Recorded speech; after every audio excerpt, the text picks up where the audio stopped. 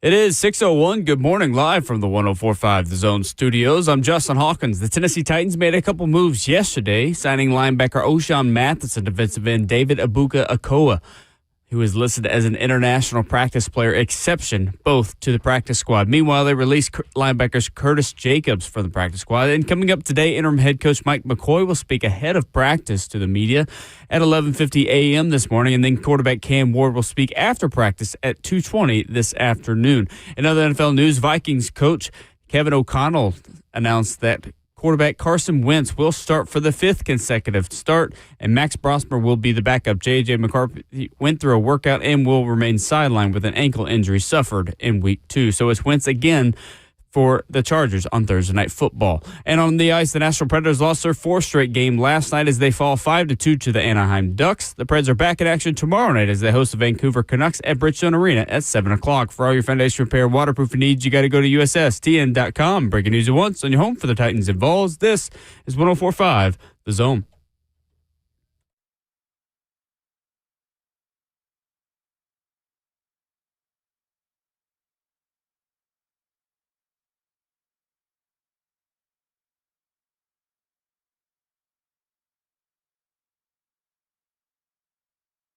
And away we go. Wednesday morning here already. What's up? How we doing? Welcome into Ramon and Will, fueled by Scooter's Coffee on 104.5 The Zone. Scooter's Coffee can warm you up a little bit this morning. There was a 4 in front of the temperature when I looked at my phone and turned off my alarm today. Depending on how you feel about that, just do with that what you will today. Scooter's Coffee is locally owned in Rivergate, Smyrna, Brentwood, White House, or Mount Juliet. Amazing people, amazing drinks, amazingly fast. Justin Hawkins makes the show happen. Ramon Foster present and accounted for. My name is Will Bowling. 615-737-1045 is how you jump in. And we stream it live for you on 104.5 The Zone TV, Facebook Live, YouTube, Twitter, or Twitch. Ramon Foster, good morning. How we doing? Good morning, Will. We're good, man. As you said, I'm super excited about the 4 being in front of the weather and the temperature out here, man. But I also park in the garage. Only time I feel is when I walk into the building, man. So that's on me. I'll make sure that I'm ready for sweater weather. How's bragging camp going? Some of us have to have our own garage. Some of us have to be our own garage. Listen, it's an EV that has to park inside, and I was charging it last night. So that part of it, I kind of can't help, okay? Fair enough. Hey, I worked a lot of days outside of my last career, okay? So your last career. That's the most humble way. All right, you're back in my good graces. That's the most humble way to ever say you played the National Football League.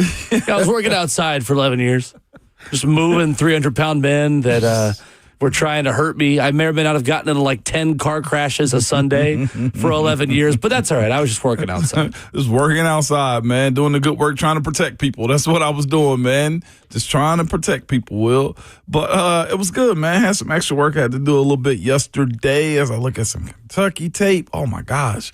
But it is... Watching Kentucky tape right now? A little bit. I just saw. What'd you see? What are you watching? This O-line is not helping him. Texas? Yes, Texas is O-line. Yeah, it's not great, is it? 3 guys sacking Arch Manning on this particular play, and this is early in the first quarter too.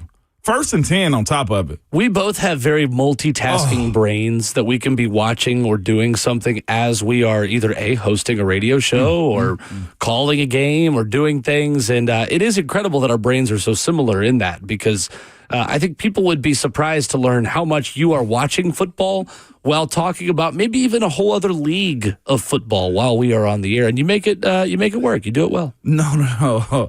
I appreciate that. I'm going to receive the compliment first before I say to you, your ability, I'm the worst researcher, though. You know, like you, I can find the answers. You played the game though. You don't. It's different for you. I know, but like with you, you'll type in something and immediately have the answer for it, and I'm just like, how did you think to ask that question? Like I'm a long question asker also too, and I just like my searching and just all of that is just trash. I will just admit that. Well, I went to school for this while you were, in your own words, working outside. So working outside, follow the process. Yeah. Speaking of working outside, a lot of fans were at Lindsey Nelson working outside too. They were. Tony Watch is in full swing. Still no word on whether or not Tony Vitello is going to be the next season's head coach. at the University of Tennessee, and they were packing the porch in Knoxville yesterday. It's wintertime now, right? Last scrimmage, 2 inside of it. Yep. Is that why? They're supposed to scrimmage in Nashville this weekend as well. We were going to have Tony Vitello on the show on Tuesday, and that obviously did not happen as it is up in the air. There was maybe a small chance that if he had made a decision, he was still going to be on the show, but he has not. So maybe we'll be able to have him on if he decides to stay and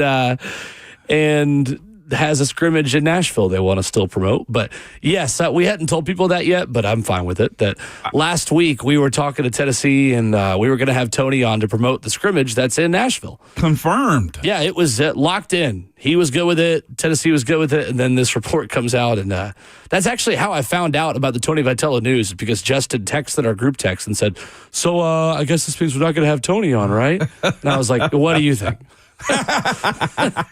Yes.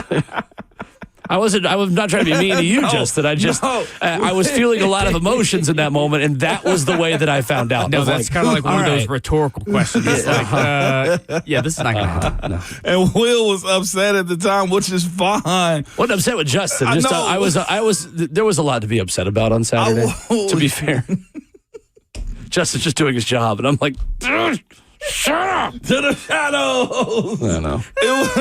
I ain't gonna lie to you. When I saw Will's response to it, I was just like, yes, that is the answer right there. Meanwhile, you're in a suite in Knoxville that may or may not have belonged to the athletic director. No, so you were the boots on the ground with this whole situation as it started. I was. I'll give you the whole breakdown of it. Where is myself, Jason Swain in the front seat, and Mike Keefe behind us? Mike Keefe's going through his whole pregame regimen where he has a blank sheet of paper, 0 through 99. Which is insane, by the way. I don't like that he's able to do that. He has to be a straight A student at this point. Or what's Suits? What's that guy from Suits that can just remember? You never watched Suits? Never watched Suits. You never watched?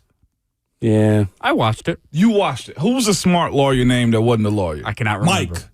Yes. That was Mike. his name, Mike. too? It was. Mike and Harvey. Mike and Harvey. So Mike was the one who could remember anything, never went to law school. That's Mike Keefe. 0 through 99, he's writing down numbers in the back of my truck. Truly insane. Like the numbers of the other team, if no one's heard this story before. And he fills in the names. 0, number 42 is this name. Number 78 is and that's also, by the way, real quick, that's even more impressive for college football than it is for the NFL, because the rosters are so much bigger in college than they are in the NFL. I can remember an NFL roster better than more easily. It's still not easy, but I mean, heck, I have Nashville SC games where there's only like 25 players or 30 players, and I've never been able to do this before. I feel like I'm doing like Savage yesterday and his storytelling that he did. I'm doing everything but tell the actual story. That's not part of the story. Mike Keefe was in the backseat, and we're driving to Tuscaloosa from Birmingham. We're just cruising along, good traffic and everything. And Mike Keefe goes, "What?" And I was like, "Hold up. What happened here, Mike? Somebody, Alabama's about to abort the game? What happened?" He was like, there's a story of Tony V leaving to the Giants. And my mouth drops, Swain's head goes back. And just from that point on, everything about that day was crazy. Okay, so we get to the stadium. We go up to the radio booth. Radio booth usually on road games are small. We got a penthouse in Knoxville. Really? Do you hear me? Oh, well, yeah. Okay, Knoxville. I thought you were saying Tuscaloosa. Heck no. Okay, it was close, about half size. So you had like a bar in the middle of the booth, too, that's like blocking your view. Insane, Will, okay? I hate it when booths do that. It's weird, okay? Hate that. So what's crazy is we was like, okay, it's too crowded in there. Phil and Brad got to set up the room. So we go next door. the visiting athletic director suite. It's nice in there. I'm sure it is. It's very I'm sure nice. That's more like a penthouse. Yes, there was food in there. There was drinks in there. I'm just like, God, it's great. So we're sitting in there, Swain and I having some popcorn and some water, okay? And we didn't think AD Danny White was showing up for a while. This is our second time sitting in the suite, though, too. We sat at the one in Mississippi State. That one was phenomenal. Got you good luck, too. That's what I'm saying. So we're sitting there not thinking he's going to show up, and we hear a knock at the door, and I'm like, what the heck? And we see him. It's like, oh, hey, didn't expect you here this early. So I hop up immediately because I know what's going on. We're all as a crew talking about it. It's on social media that Tony V is potentially leaving. And it's the third Saturday in October. everything that could go wrong about that day did. Murphy's Law Day for Tennessee Athletics. Listen to me. And what's crazy, AD Danny White was like, no, y'all sit down. We're good in here. Almost like dad catching you doing something wrong. Don't move. Don't leave. This is what you were doing. Continue to do it. But we got up, and I was just like, we're probably going to go next door. I told him, I was like, I know you got a lot of things going on, some calls you got to make, so we're just going to gracefully bow out to the next room. And, man, the whole time there was a clear glass. We could see him. His legs crossed, sitting against the wall on the phone. Making phone calls. Texting. I'm talking about intently working on whatever they needed to work on, and it was a sight to see. Some of that may have just been for the football Saturday. It might have not even all been on Tony. No. Okay. No. All right, well, never mind. No, the concerning look on his face was just like, what the heck? What I will say, though, too, Vols fans, I know we toxic. We are the worst boyfriend or girlfriend you could ever have. Oof. Vols fans, and you know what? I'll acknowledge being part of other fan bases. It's the same way. It just means something for a reason. We just have more of it always. Yeah, that's right. Y'all, we're the worst boyfriend and girlfriends in relationships. I want to reiterate again. Danny White is doing as much as he possibly can, I think, to make this happen within reason of running a business, man. But to make him, and I've seen a lot of people, the villain, maybe he is. But I don't think it constitutes wanting to fire him in a situation like this. Gosh, no. No, I mean, Danny White is not going anywhere. I think you're seeing a fringe opinion that is not even maybe 5% of the fan base's opinion that is being put out there loudly on social media. But it's loud. From some people, yeah, from some people. I think you're always going to have fans going through stages of emotion and grief and loss if and when they lose the best coach on campus and the guy that built the infrastructure of an entire program over the course of the last 10 years. But, I think sometimes you just got to keep scrolling away from some of that crazy stuff. Because I've seen it, too. It's just like... It's not representative of the fan base. Yeah, no. It just can't be. And here's the thing, too. Tony V stays or Tony V goes, like... Baseball forever changed because of him. So, I think college baseball had with this attitude era, it's like old WWF right now. Yeah, I think we sometimes overemphasize that. But you think so? I think he's forever changed Tennessee baseball. No doubt. But fun can still be had through winning. No doubt. And that's my only hope for you is hopefully it does continue to stay that way if he does leave. Mike Wilson will join the show at 8:20 to talk about that. Mike has been so much around that story. We could probably ask him what Tony's had for breakfast this morning because Mike has been everywhere around it with boots on the ground in Knoxville. Rhett Bryan joins us at 9 a.m. Going to get into a conversation an hour or two about what is most impressive about the 2025 Colts as we prepare for Titans and Colts on Sunday, and what the Titans could maybe learn, if anything, from the way Indy has quickly turned things around. I know we've already had one comment in the chat saying, nothing, totally different. All right, just be cool. We'll talk. I know we hate the Colts, but there are still some things they deserve credit for that we're going to dive into. The Titans may be able to emulate in their coaching search. Be cool. Yeah, we're going to talk about it coming up in hour two. 615-737-1045 live for the 1045 The Zone Circus Sports Studio. Kentucky's largest sports book can now be found at Circus Sports at Kentucky Downs. SEC Week 9 preview starting with Vols and Cats, Doors and Tigers coming up next.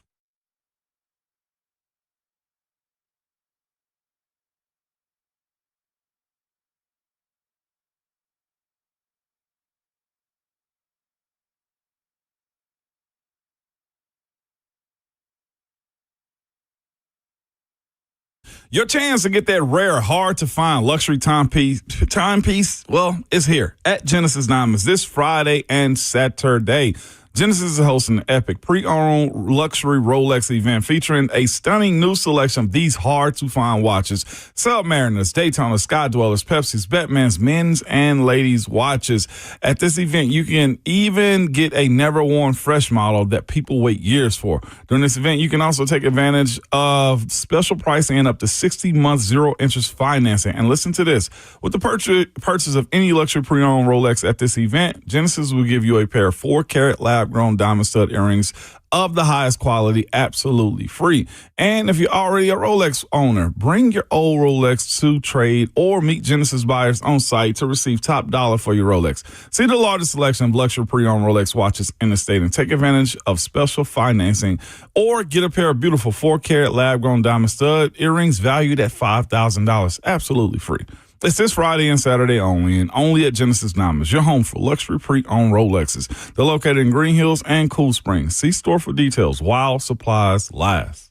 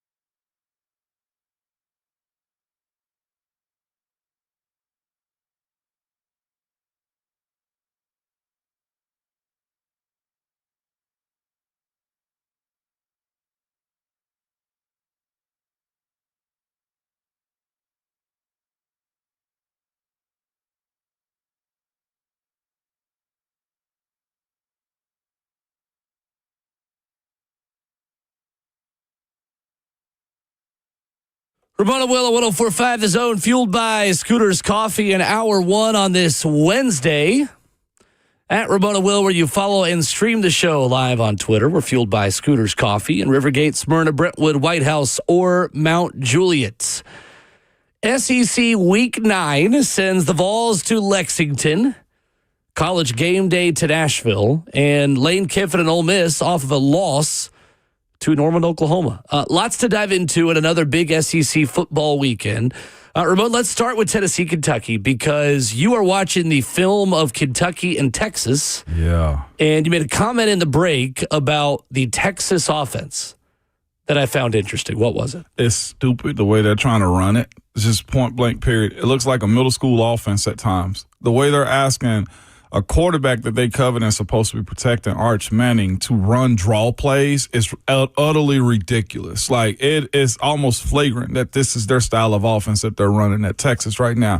You look at this Texas versus Kentucky O-line versus D-line, Texas's O-line, I'm looking at them just completely getting pushed back. It's almost as if they had no development or they're just super young. And if that's the case, running draw plays make sense because they're used to getting so much penetration and trying to get guys up the field. But here's the thing. Arch Manning's technique on how he's running a draw is so obvious. He stood up, put the ball in his chest, looked around, and went forward. Like, duh, you idiot. Like, what are we doing here? And I say that with all due respect because I think they're doing that team a disservice with how they're calling plays. Arch, to your point, against this Kentucky team, didn't have much time to throw the football. If he did, it was somebody in his face or he had to wait for guys to get open. I do hope we get away from this. Hey, take the snap behind center, look left, look right, and then throw football to a design play. That stuff is kind of played out almost in a sense. Like either you're throwing it to quick out or you're trying to figure out which routes are developing downfield. And more times than not, teams are picking up, it looked like Kentucky did, on the tendencies of what Texas does and just not allowing themselves to get beat by silly, easy plays. Now, it was 10-10 going into the fourth quarter of this game. Defensively, both sides played fair enough, but I can't give a whole lot of that because there's overthrows, underthrows, just negative plays. And just looking at Kentucky's run game, too, their offensive line gives up a lot of leverage over the course of the game. Kentucky's run game, you mean? Yeah, Kentucky's run game. Their offensive line gets pushed back off. Let's stick with the Texas offense versus the Kentucky defense for a second. Texas managed just 179 total yards in this game. Without two big punt returns from Ryan Niblett, they might not win this game. Probably don't win this game. Oh. Or for, to your point, Kentucky turnover in the red zone and missed field goal this game, too. On the first big return that he had, this is how incompetent they seem as a squad or how badly they're coached. Which one? The first touchdown. Well, the first kick return. Which team are you talking about? We're sticking with Texas. My bad. Because they're both pretty incompetent right now. Yeah. I'm looking at Texas on the big return that they had. He put them inside the 5, if I'm not mistaken. Well, they had to go forward, and the running back fumbles the ball going into the end zone. He crossed the plane. But this is just how incompetent they look. Like easy layups for like goal line runs. You putting the football on the ground. Like, and they had to do a long review and those types of things to validate that it was a score. But yes, like, What happened to Texas in 2025 is probably the biggest question that college football watchers are going to have because this doesn't look like that team last year at all. It's very odd. Very odd. One more note on them, and I know, again, you're studying Kentucky, not But Texas. It's relevant, though. Sure. How much is the offensive line the problem for that pass game? How much is it receiver play? How much is it arch or scheme? Like, where do you pinpoint the biggest reason why Texas has a failed offense in 2025? It is because of the offensive line, but I also think when you look at them run plays offensively, there's not much variations in it either. It's either quick out or long drag routes is what they're doing. It's simple, as if they've said, we got to protect Arch. Arch is just going to take us to the promised land because of what we think he is, and they hadn't deviated from that plan. The run game, to your point, isn't good. The offensive line is there, and I think they got bad routes, if I can be completely honest with you. Because, again, he's taking the ball and he's standing like a statue left to right, the right to left, and there's nothing home for him because they're trying to get the ball out quick, or it's a quick little play action, and he's going across the middle to one of his receivers is what I've seen. I don't want to call it predictable, but you can see what they're doing. And it's easy to see what they're doing when you know your defensive line can get bodies in front of Arch, too. So what is Kentucky decent at? There's not a whole lot that jumps off the stat sheet in terms of things they really excel in. We'll get to a couple of them, but what did Kentucky do specifically in this football game to slow down the Texas offense? Because Kentucky's defense definitely played well enough to win this game. They held Texas to 179 total yards. Mm-hmm. They ended up using the tight ends more, I feel like, closer to the line of scrimmage. And you look at the way Kentucky or Texas? Kentucky did. Kentucky's offense was more towards the line of scrimmage. Cutter Boley, but Cutter That's the Boley quarterback. Yep. last week has the ability to get outside of the pocket. He had a run that extended drives for him also. One of the touchdowns on the game was because of him running the football. Texas is good defensively and can get aggressive. They turn their backs to the quarterback like him, who's got some film. You're still trying to figure out what he is, and he extends plays. Their usage of tight ends reminds me a little bit of how Alabama did it from time to time over the course of last week for them. The run game, nothing overly spectacular, if I can be quite honest with you, with Kentucky, because they have the same issues too. You can be over-aggressive with the Wildcats and put yourselves in a bad situation. Sure. Their left tackle gives it up easily. I say quicker than he should. The right tackle, I don't think is that good at all. He's undersized. He gets pushed back easy also. And then when you couple that with the fact that the running backs likes to bounce outside, Seth McGowan, he's the guy that seems to want to bounce the football outside, and his tendency is just wait on him to come to you from what I've seen. So what about defensively, though, with Kentucky? What did they do to slow down the Texas offense and hold them to under 200 total yards? They stunt up front, TEs, fire blitzes often. They will trigger blitz you too. That's one thing what they is did. Trigger blitz? They mean if Arch is holding onto the ball, they got a linebacker in the middle that is also adding to the blitz. Or if the running back stays behind to block, he's gone. And that's how they got to Arch as many times as they did too this past game. They have a chaotic defense. You got to be good on your keys, meaning they will go slant all the way to left and bring somebody around right and bring a linebacker up the middle. Like, that's what they do. They do not wait on you to run a play. They will determine where the play is going to go from what I've seen. So the ball's going to have to be good. Now, the issue that UK defense is going to run into is how disciplined are they staying inside of their lanes? Because they will crowd blitz you, meaning everybody to the same point. If there's an outlet right there, somebody's going probably 30, 40 yards on Kentucky's defense. Okay. But they're good. Kentucky always have one or two guys. I trust – if I'm talking about what Kentucky's going to do well, I trust their interior D-line more than I do the edge rushers. It's one of those teams that you have to kind of view them from a per-play basis on defense, because when you are losing so many games to Power 4 opponents, you are going to give up more total rushing yardage just because you're going to give up more rushing attempts. Mm-hmm. That seems obvious, but it's not baked into their total rushing yards per game stat as much as it is their yards per rush stat. So what I mean by that is teams often have 2-3 score leads that are running the football to run out the clock on Kentucky. So they're 47th against the run in college football. But in yards per rush, they're 25th. Yeah. 3.4 yards per rush. So they do a decent enough job in slowing down the run. Mark Stoops' teams, I know Vincent Marrow's not there anymore, but his teams will always be at least decent on their front seven and with their big guys. And I mean, heck, they keep putting corners in the league too, and they've had some good defensive backs. One score home losses to both Ole Miss and Texas. Blown out at South Carolina, and who was the other game they got? There was another game they got blown out in conference play. Let me look that up. Georgia? Again. Yeah, that's right. That's right.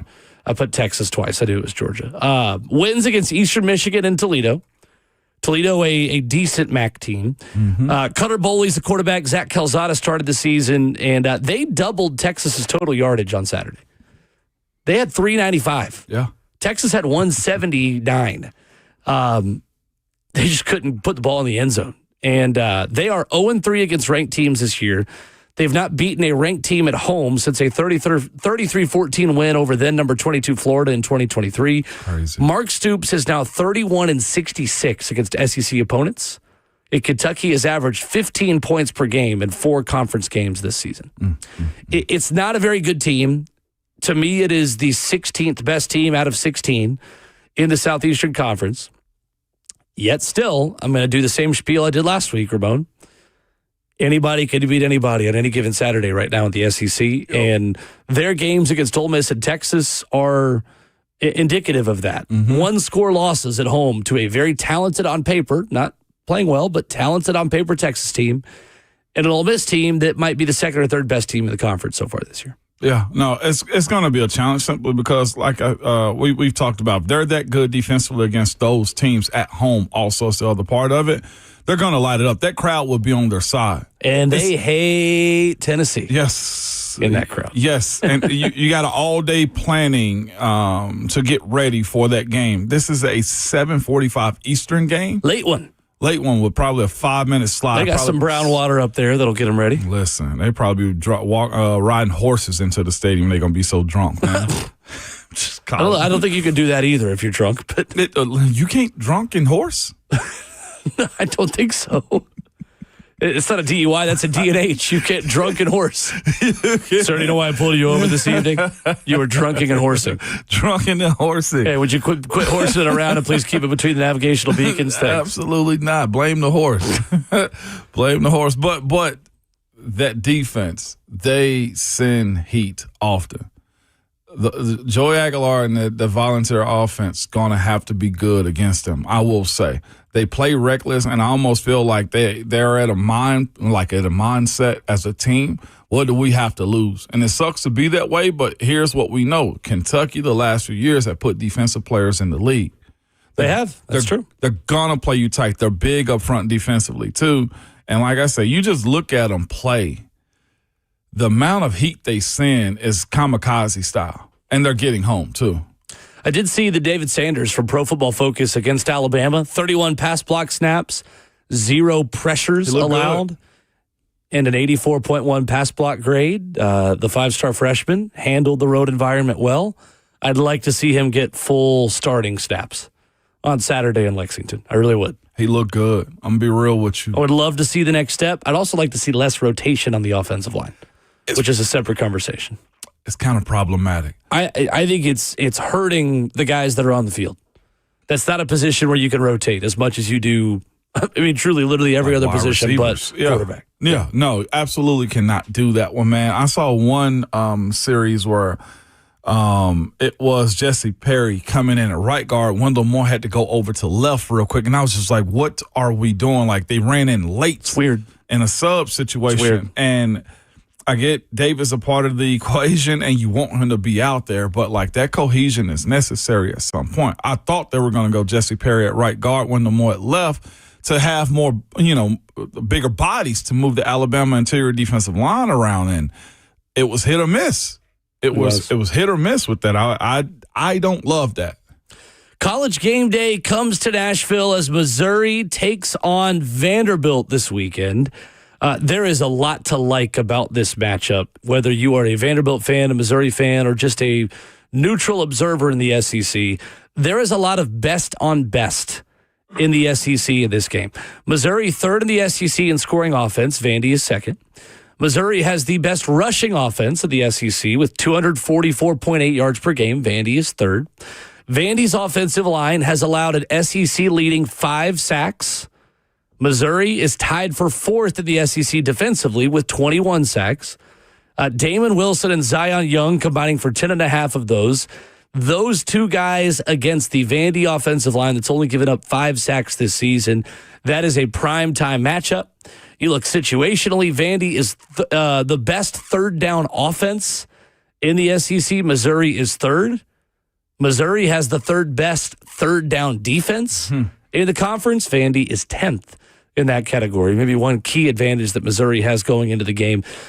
My question is, does the option offense put some of those really good edge rushers in conflict and take them out of plays to neutralize Damon Wilson and Zion Young a little bit? Can you make those guys option keys and read keys and get them thinking where they're not playing as fast, Ramon? Yes, and that's usually the case.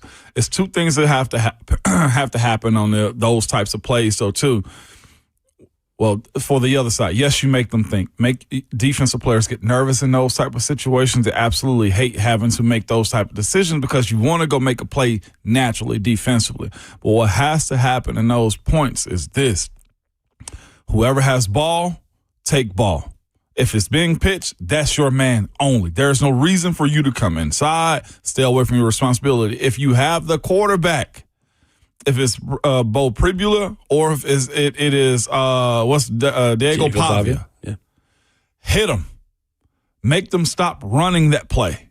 That's how you stop and take the uneasiness of running or defending the run option. If this guy is going to run with the football, at that point, he's not protected. He's absolutely not protected. You can't get greedy as a defender, and you also have to have the right defender on him also. Diego Pavia against a small DB won't work. It just won't work. It's not going to hurt him. It's not going to affect him enough. Your linebackers have to be good, and if he's holding onto the ball, you punch him. If he also flips the football, you also have to take him out too. Mm-hmm. That's the same thing for Missouri. Like those are the keys to the game on how you minimize running the option. Vanderbilt's got to tackle better and limit explosive plays this Saturday, more so than they did against LSU. That was kind of the one thing LSU got them on. They popped some explosives in that game and were able to just have big chunk plays because LSU was not moving the ball with any kind of rhythm or just weren't very methodical. Yeah. Vandy was just giving up a couple big ones. Kevin Coleman Jr. is the guy you got to watch out for, a wide receiver, the Mississippi State transfer who has played for 4 teams in 4 years. This is number 4, started at Jackson State, went to Louisville, had 900 yards at Mississippi State last year, and now leads Missouri with 449 this year. That's always my question about Vandy defensively is who guards the number 1 receiver? Do you have the athleticism? Can you take away a number 1 receiver? To me, Missouri has the opportunity. If Missouri's going to win the game, they have an opportunity to flip the script on Vandy. Because Missouri, with the way they are able to move the chains on third downs, third best third down offense of the SEC, Vandy 10th in third down defense. There are not a lot of holes in this Vandy team right now. That's probably one of them. No. Is the ability to get off the field. And I think both teams will try to go into this with similar mindsets. Quarterback run game, relying on a really good running back, or by Vanderbilt's standards, running backs, plural. Right. And try to play keep away. And if you are able to do that, you force the opposing offense to get out of their identity a little bit. It is a game where you got to start fast. Missouri is going to always have to start pretty quickly and be in games because if they get down a couple scores in the second half and you go away from Ahmad Hardy, you're not close to the best version of yourself as an offense. So similar styles of quarterback, similar styles of offense. Missouri is not as much wing T and crazy fun option plays as Vandy is, but it's not totally dissimilar either in the way they move Bo Pribula around and use his legs as well. So it's going to be a really fun game. Really fun game. And the back end of Vanderbilt's defense is solid enough to where they're being smart and not getting penalties, but watching Vanderbilt's aggressiveness up front, their front 7 it's nasty. Is nasty. Yeah. And 20 sacks on the season is what they have, but like pressure is what they do. 100%. Oklahoma is going to host Ole Miss this upcoming weekend. Who do you trust more in that matchup? We'll talk about it next.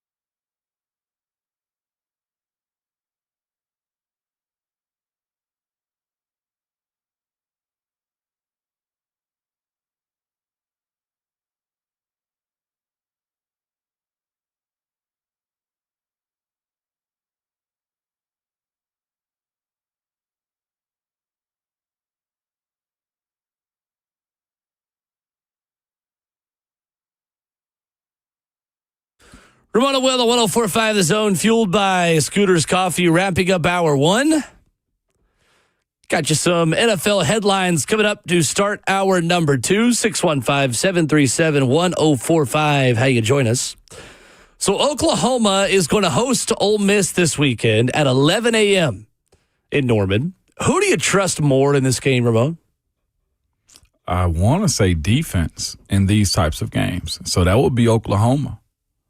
In these type of high-flying matchups, I lean on defense. And they are home. Yeah. Oklahoma is. This is one of those I feel like I would evaluate differently if the game was at night versus 11 a.m. Yeah. I know that no one in Norman, Oklahoma is going to need help getting amped up for this one or excited for it, considering how big of a game it is for both teams. And in the college football playoff race, both teams kind of got to have it, considering the rest of the schedule that both have. However, 11 a.m. for this game, that's an early start for a top 20 matchup. It is. Number one scoring defense against the number 8 scoring offense in college football. Oklahoma's scoring offense is 74th. Again, matchup of weaknesses in this one. Oklahoma doesn't run the ball super well. Ole Miss doesn't stop the run super well. That is a vulnerability for the Rebels. Oklahoma 98th in rushing nationally. Ole Miss 99th against the run defensively nationally. Ole Miss, this is, I think, the key advantage Oklahoma has is when Oklahoma does get in the red zone, they have scored on 100% of their drives. How about that? That's tough. 100% of their drives, they've scored in the red zone.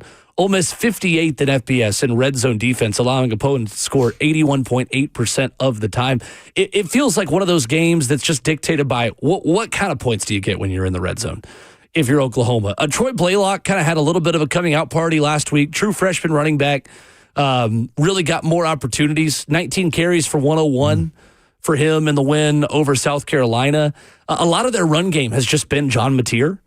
And with him not being 100% with that thumb or a hand injury, their willingness to run him, you got to kind of be careful with him and treat him with kid gloves. So does Troy Blaylock build on last week? Because if so, I like Oklahoma a lot in this game if they're able to run the football a little bit more again. That's kind of the way I said. You mentioned them getting to the red zone. You also have the threat I was going to say Bo Pribula, but John Mateer is a quarterback that's got some wheels too and smart with his definitely their ability to get into the end zone. You mentioned the red zone is this to me, man. You got to defend him, and he's constantly got his eyes down the field. Or he can also break you down with the football in his hand, too. Like, they are efficient. So if they do get young Blaylock running the football a little bit more, it can slow the game down. Ole Miss likes to speed it up. But it's the other side, too, for it, too. Trinidad Chambliss is a guy that can do the exact same thing for this Ole Miss offense. Yep. Now, Lane's ability to prep him for this big of a matchup on the road against this style of defense is going to be second straight week. That's what I'm saying. It's going to be after him again. Does he go back to, hey, we're not playing D2 football again? I don't really worry about Ole Miss offensively. I do against the Oklahoma defense. Yeah. But I typically don't worry a ton about Ole Miss just because I always trust Lane Kiffin's going to have his offense ready to play. Exactly. Yeah, he will. If they listen in meetings and practice and care about the game, they will be ready to play. Now, that's not always the case. I mean, they beat a bad Washington State team by 3 at home and struggled. But I think this game comes down to a couple of things. Oklahoma is 116th in college football with a -5 turnover margin. Ole Miss, away from home and at home, is a heavily penalized team. Ole Miss 118th at FBS with 69 penalty yards per game. It just comes down to a couple of critical errors. Who makes less mistakes, to be quite honest with you? When Oklahoma gets pressured, can they turn those pressure into sacks? Mm-hmm. Can they turn that pressure into sacks? Do the legs and the athletic element of Trinidad Chambliss allow him to maybe turn some of those pressures into scrambles and positive gains for Ole Miss? Like, I just think it's one of those kinds of games, and it may sound cliche, but I think sometimes it's applicable. It's one of those kinds of games that comes down to just about 5 to 10 plays. No doubt. Can the Ole Miss defense create some turnovers? Can Oklahoma get 7 and not 3 in the red zone? And what happens when Trinidad Chambliss is pressured? Do they have a solution for the pressure? Or is the Oklahoma defense getting home enough to get them off schedule and take away the explosive element of what they are as an offense? what's fascinating too is speaking of Trinidad Chambliss, we're watching in real time a Wally Pipp situation between him and Austin Simmons. No doubt. It actually happened in this world of college sports, man. But you look at their game against Georgia, Ole Miss's game against Georgia, like it was him that got them to the end zone. Trinidad Chambliss when everything else broke down. His ability to be creative with the ball in his hand and also be efficient with his arm, man, is smart by Lane to identify that type of talent. You mentioned again, like their starting running back, Kewan Lacey. Kewan Lacey is still averaging 4.5 yards a rush, too.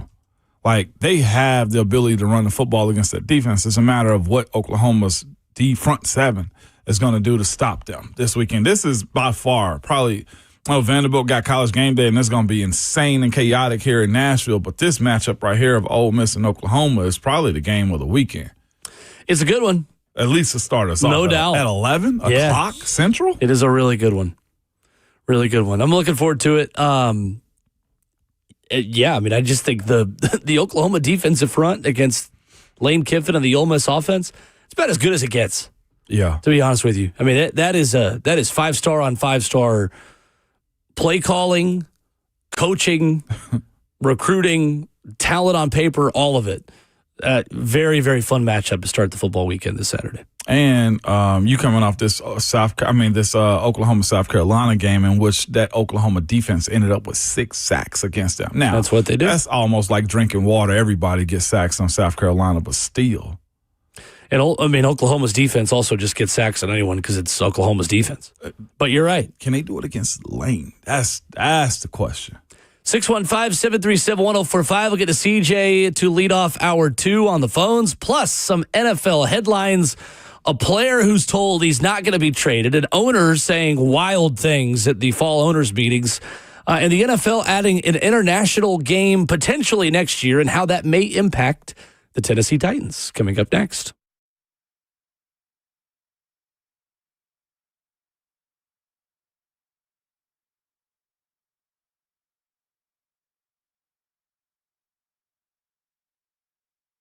It's Ramon and Will here for Window Nation. I think everybody in the building now got a hoodie on, and that somewhat lets me know it's kind of cool outside. It's time. It is here. But also it's the return of that chilly air seeping into your home, and that's if you got old, stuck, or cracked windows.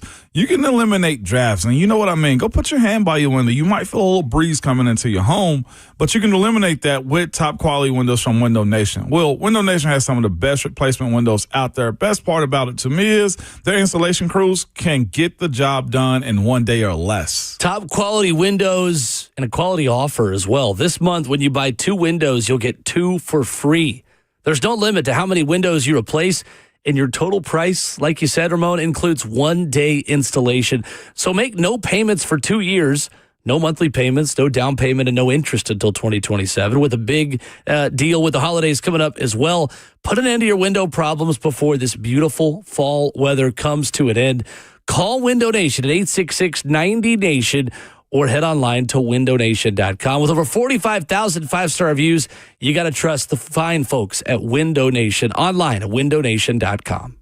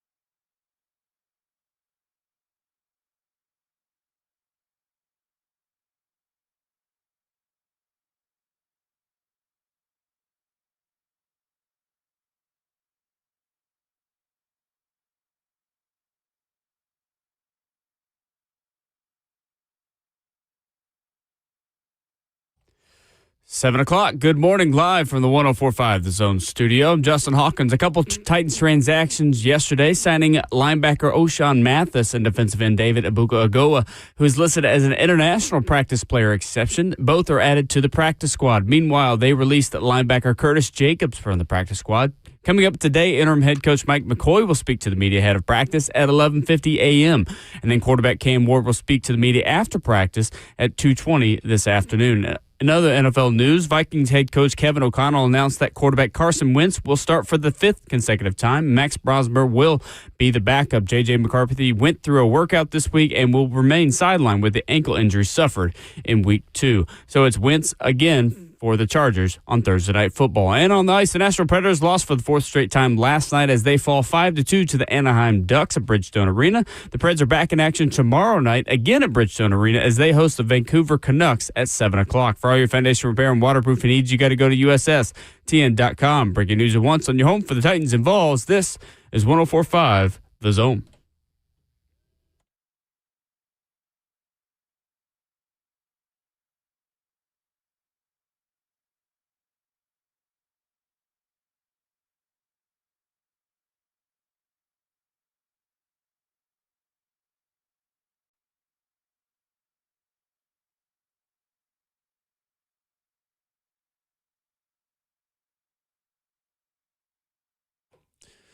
Hour number 2 in Music City. Welcome in to Ramon and Will, fueled by Scooter's Coffee. Scooter's Coffee gets you caffeinated and off on your merry way this morning. Locally owned in Rivergate, Smyrna, Brentwood, White House, or Mount Juliet. The best thing about Scooters is sometimes if you're getting out the door late, like Wednesdays, look, I get it, right? You're getting out the door a little bit late. You don't have the energy of a new week on Monday. You don't have the weekend staring at you in the face.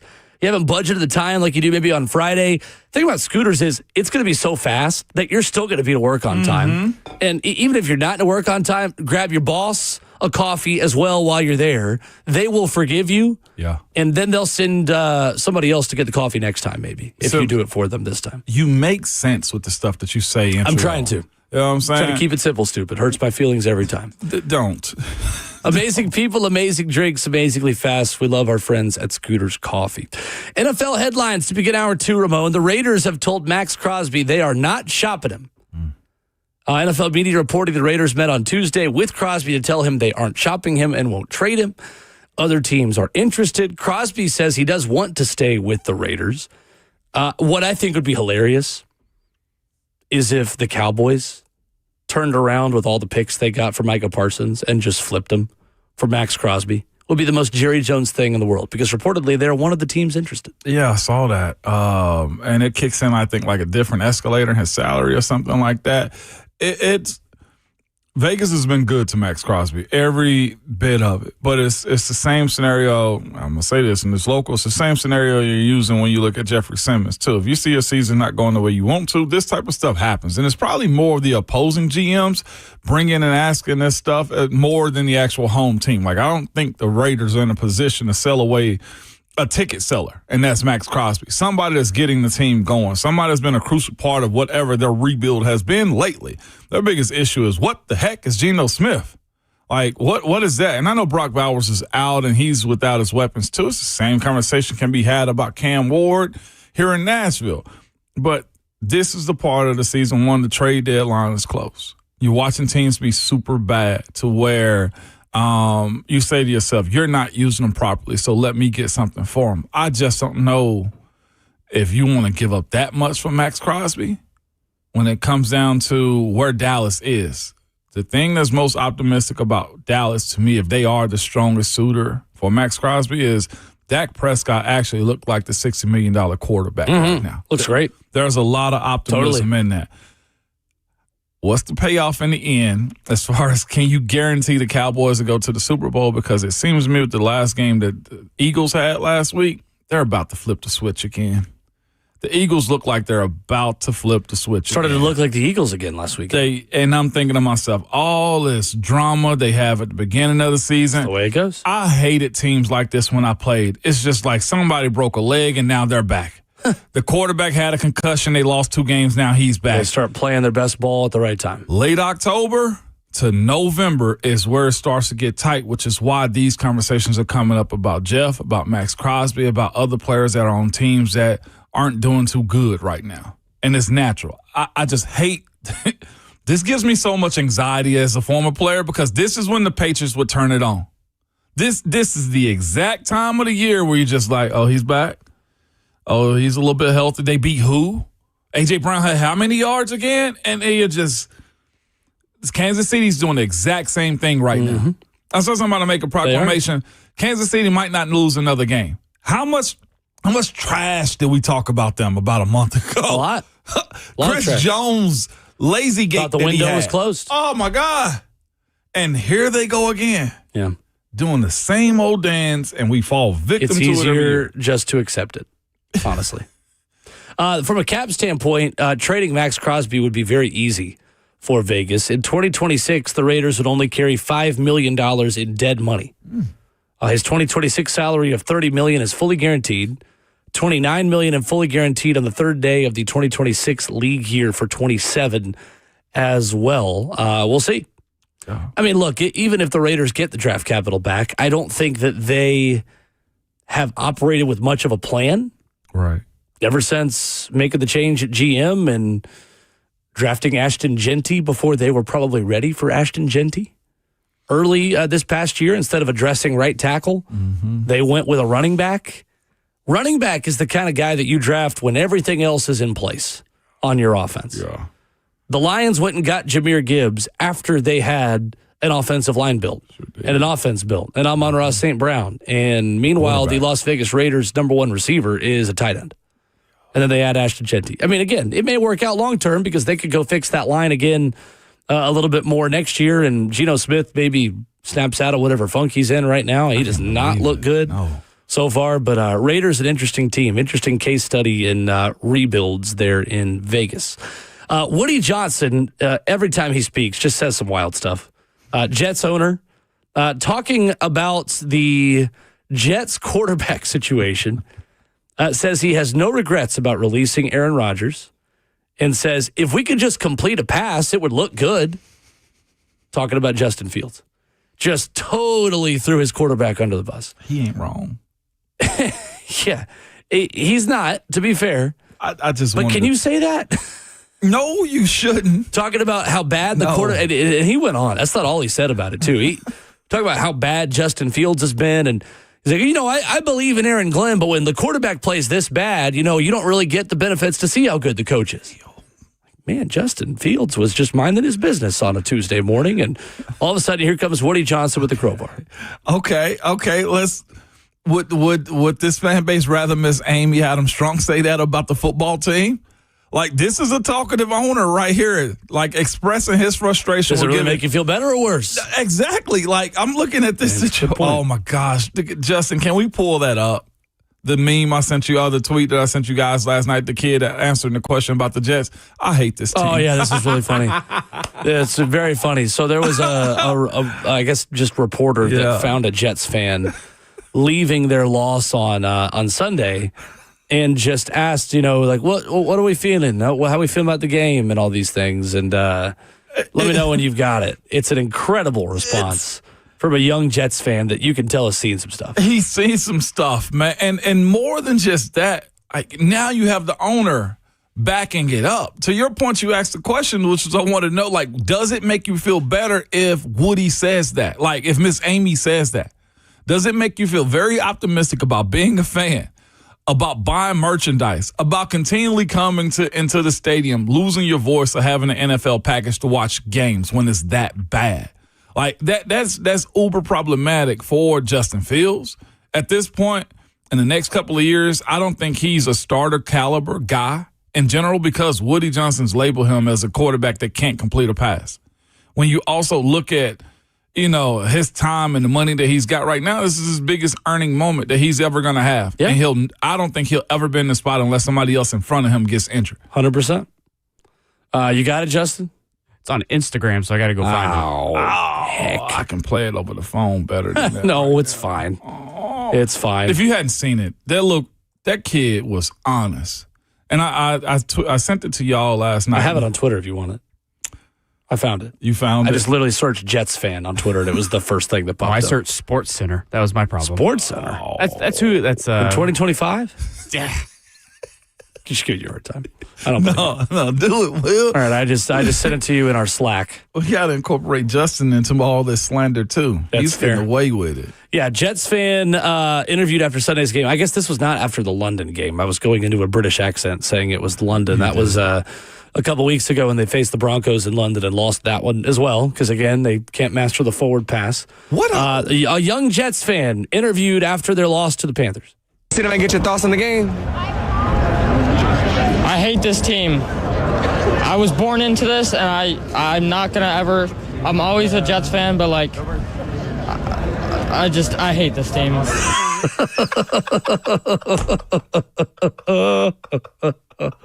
Me every day when talking about the Titans. Oh, that's so good. Can we save that as a drop? After a hard loss, I hate this team. That's all we need. We just need, I hate this team. Saved it as a drop. See them and get your thoughts on the game. I hate this team. That's all we need right there. New drop. That's how easy it is to get a drop for a show. So we'll be here. We'll hear from that kid from time to time. That kid was hurt, man. We just broke down Tennessee, Kentucky. Let's go live to a Kentucky fan here talking about the start of the University of Kentucky season and the vibe around the Wildcats program under Mark Stoops. Take it away. I hate this team. Oh, thank you. All right. Sounds good. Tennessee, Kentucky will take the field 7:45, 6:45 Central right here on Ball Network. 104.5. There's so many people in this city, man. The comments was just like, grab a seat, bub. It never gets better. The Nashville Predators were in action last night. They fell 5-2 to the Anaheim Ducks. Let's go live to Preds fans after last night's game. I hate this team. Thank you, Preds fans. Appreciate that. Let's go live to Nashville sports fans right now. Nashville sports fan. Listen, Adam, I feel that. Yes. I'm telling you. Somebody said I didn't laugh at the Jets fan. We've all been there. Somebody put in there, try being a Titans fan. This is what football does to you, man. Sure is. We wish for it while it's gone, and then it comes and it's that. I hate this team. Who was born into it? Like, you were born into it, Will. I was. You were born into it. And what sucks about it is only one. What satisfies a fan is the question that I have. Because Depends on the city. Huh? Depends on the city sometimes. I mean, because you like on social media, I'll still see like Dodgers fans and Eagles fans tweeting through tough games saying stuff like, gosh, nobody's got it tougher than us. And I want to slap somebody upside the head. Oh, I know, because like it's only one team that wins it. What?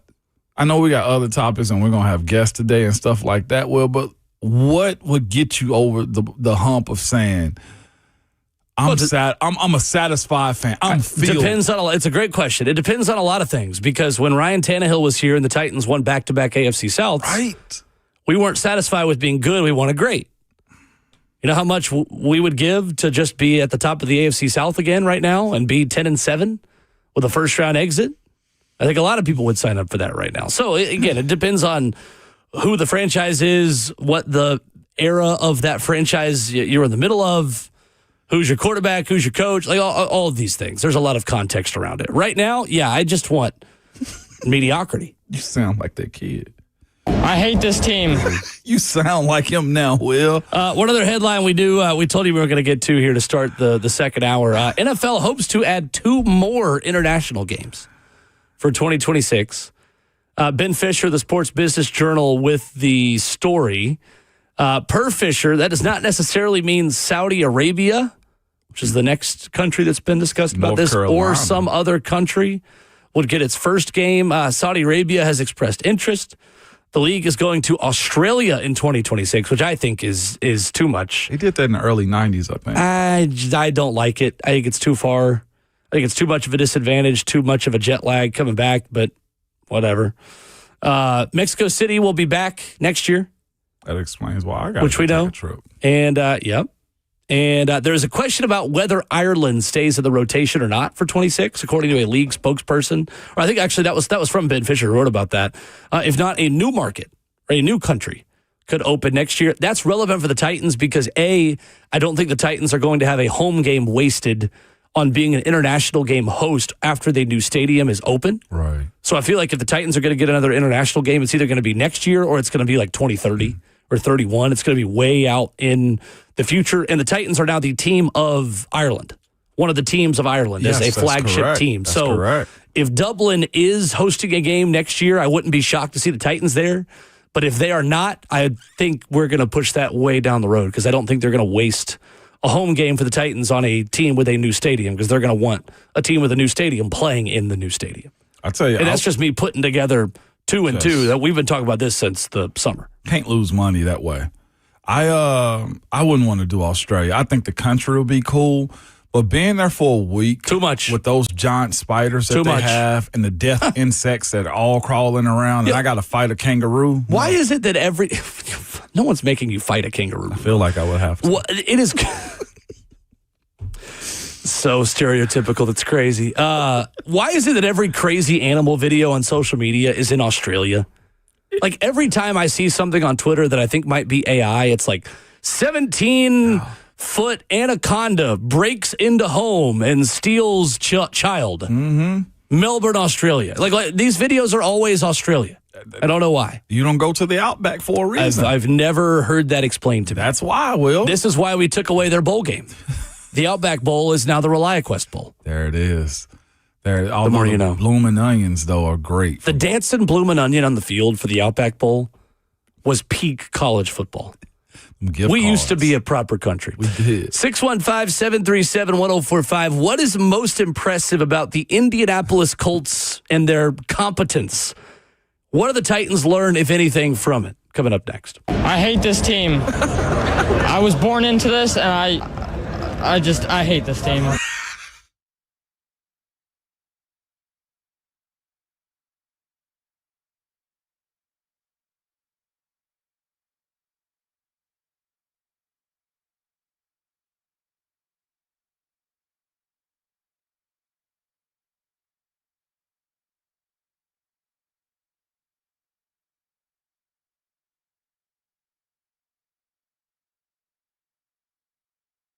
What if you could pull up to $500,000 in cash out of your home and drop your mortgage rate to 4.99% APR?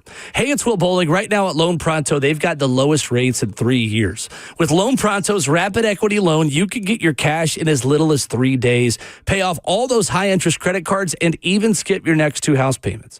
One client just got $300,000 approved in under 24 hours, paid off their debt, paid off 2 car loans, and saved $2,100 a month. One call, life changed. There's no wait. No hard credit pull up front. You probably won't need an appraisal. Just fast, easy cash from your home's equity. Rates are at a 3-year low, so act now. Call 615-499-5780 or visit loanpronto.com for your free instant home appraisal. See how much cash you can get today. Loan Pronto, A-plus rated with a BBB and nearly 2,500 5-star Google reviews. Call 615-499-5780 and see how much cash you can get today at loanpronto.com. Equal housing lender, NMLS 1661781. On approved credit, visit NMLSconsumeraccess.org. Your chance to get that rare, hard-to-find luxury timepiece is here, and it's at Genesis Diamonds this Friday and Saturday. Genesis is hosting an epic pre-owned luxury Rolex event featuring a stunning new selection of these hard-to-find watches, the Submariners, Daytonas. God, I love a good Daytona. Sky Dwellers, Pepsis, Batmans, men's and lady watches, man. At this event, you can also get those never-worn fresh models that people wait years for also. During this event, you can take advantage of the special pricing and up to 60 months, 0 interest financing. And listen to this. With the purchase of any luxury pre-owned Rolex at this event, Genesis will give you a pair of 4-carat lab-grown diamond stud earrings of the highest quality, absolutely free. And if you are already a Rolex owner, bring the old Rolex to trade or meet Genesis buyers on site to receive top dollar for your Rolex. See the largest selection of luxury pre-owned Rolex watches in the state and take advantage of the special financing, or get a pair of beautiful 4-carat lab-grown diamond stud earrings valued at $5,000 absolutely free. This is Friday and Saturday only at Genesis Diamonds, your home for luxury pre-owned Rolexes. They're located in Green Hills and Cool Springs, but of course, see store for details while supplies last.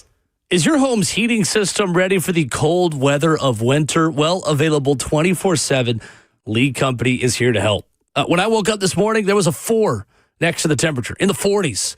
The turn of the season is officially here, and Lee Company has got the team of pros that's going to get your heating system ready for the real cold stuff that's coming up. Their professional team of technicians are now performing heating tune-ups and seasonal maintenance to keep your home running efficiently this fall and winter. Contact Lee Company's award-winning team online at leecompany.com to keep your home cozy for the cold months ahead.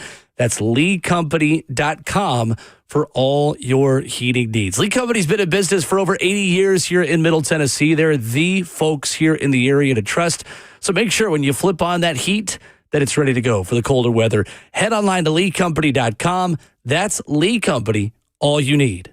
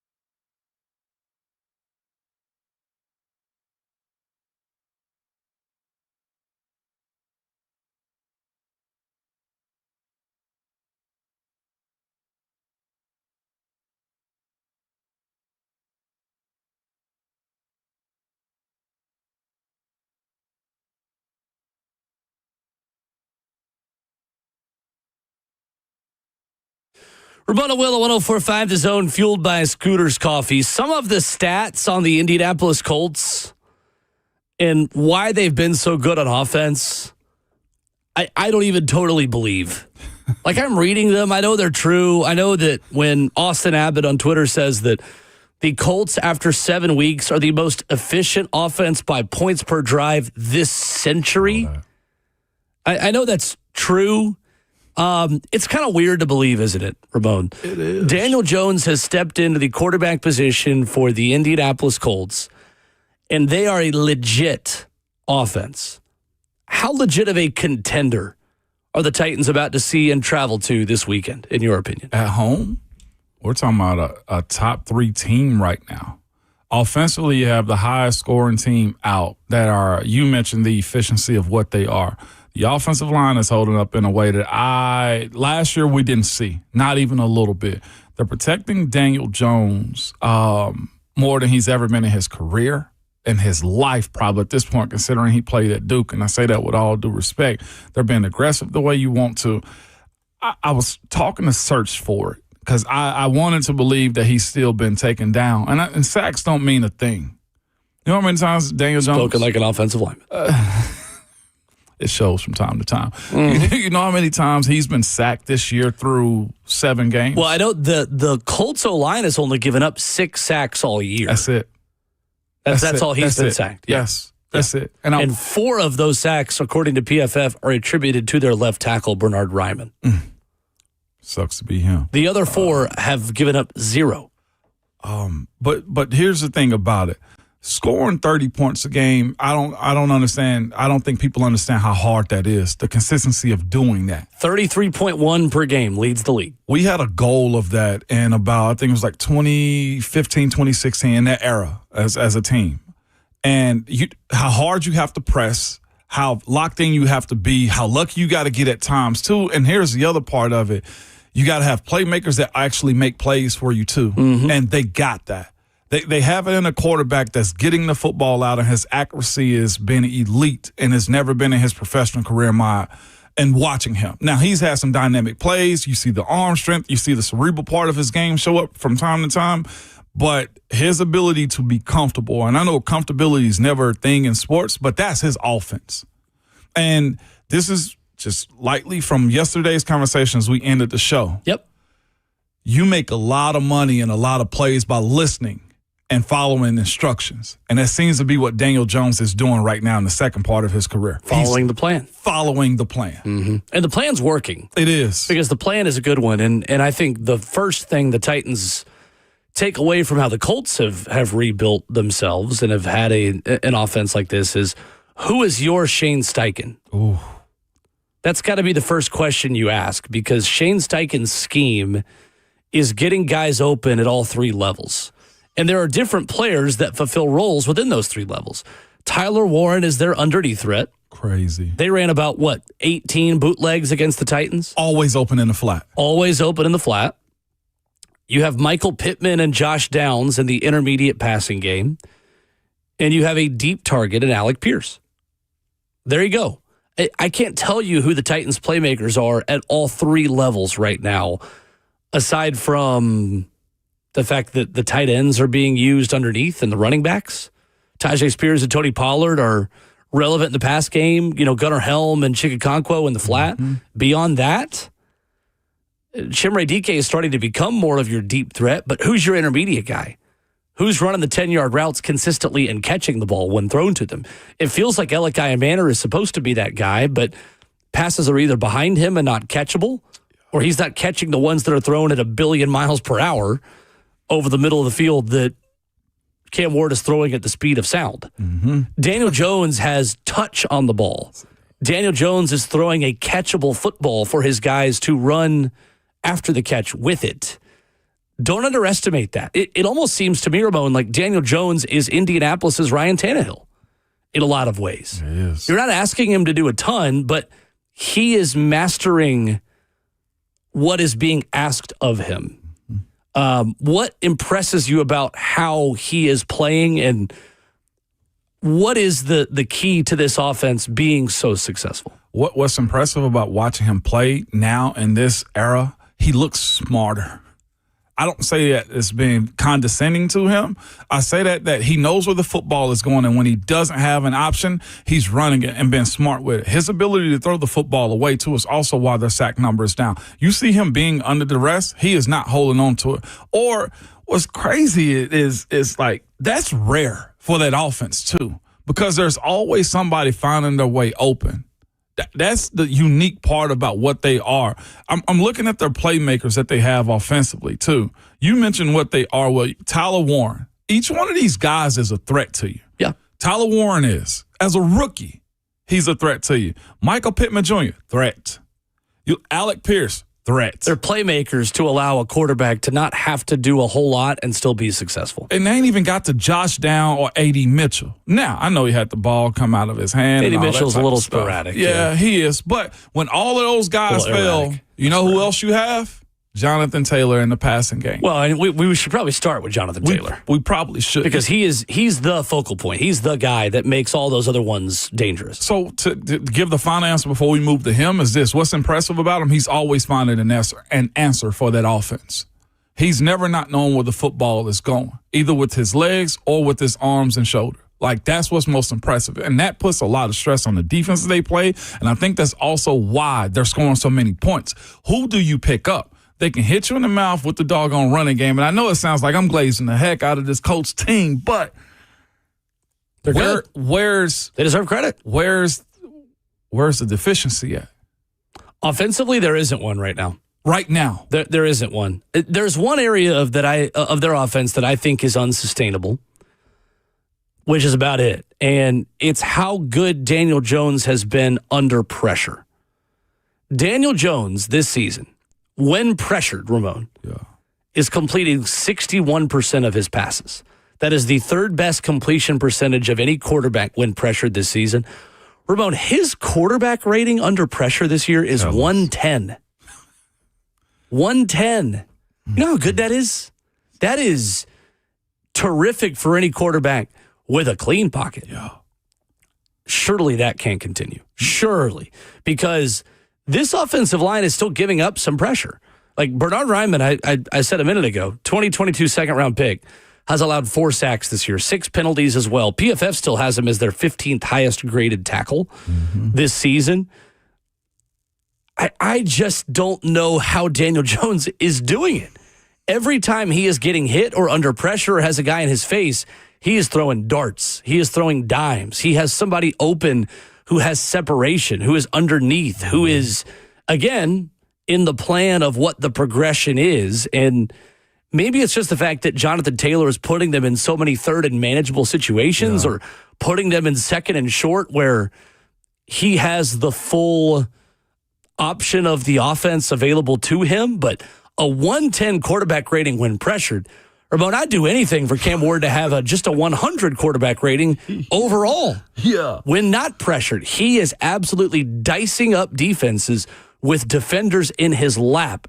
That is not normal, what he's been able to do so far this season. I'll say this. He's conditioned for it just slightly, too, and I got a few reasons why. Okay.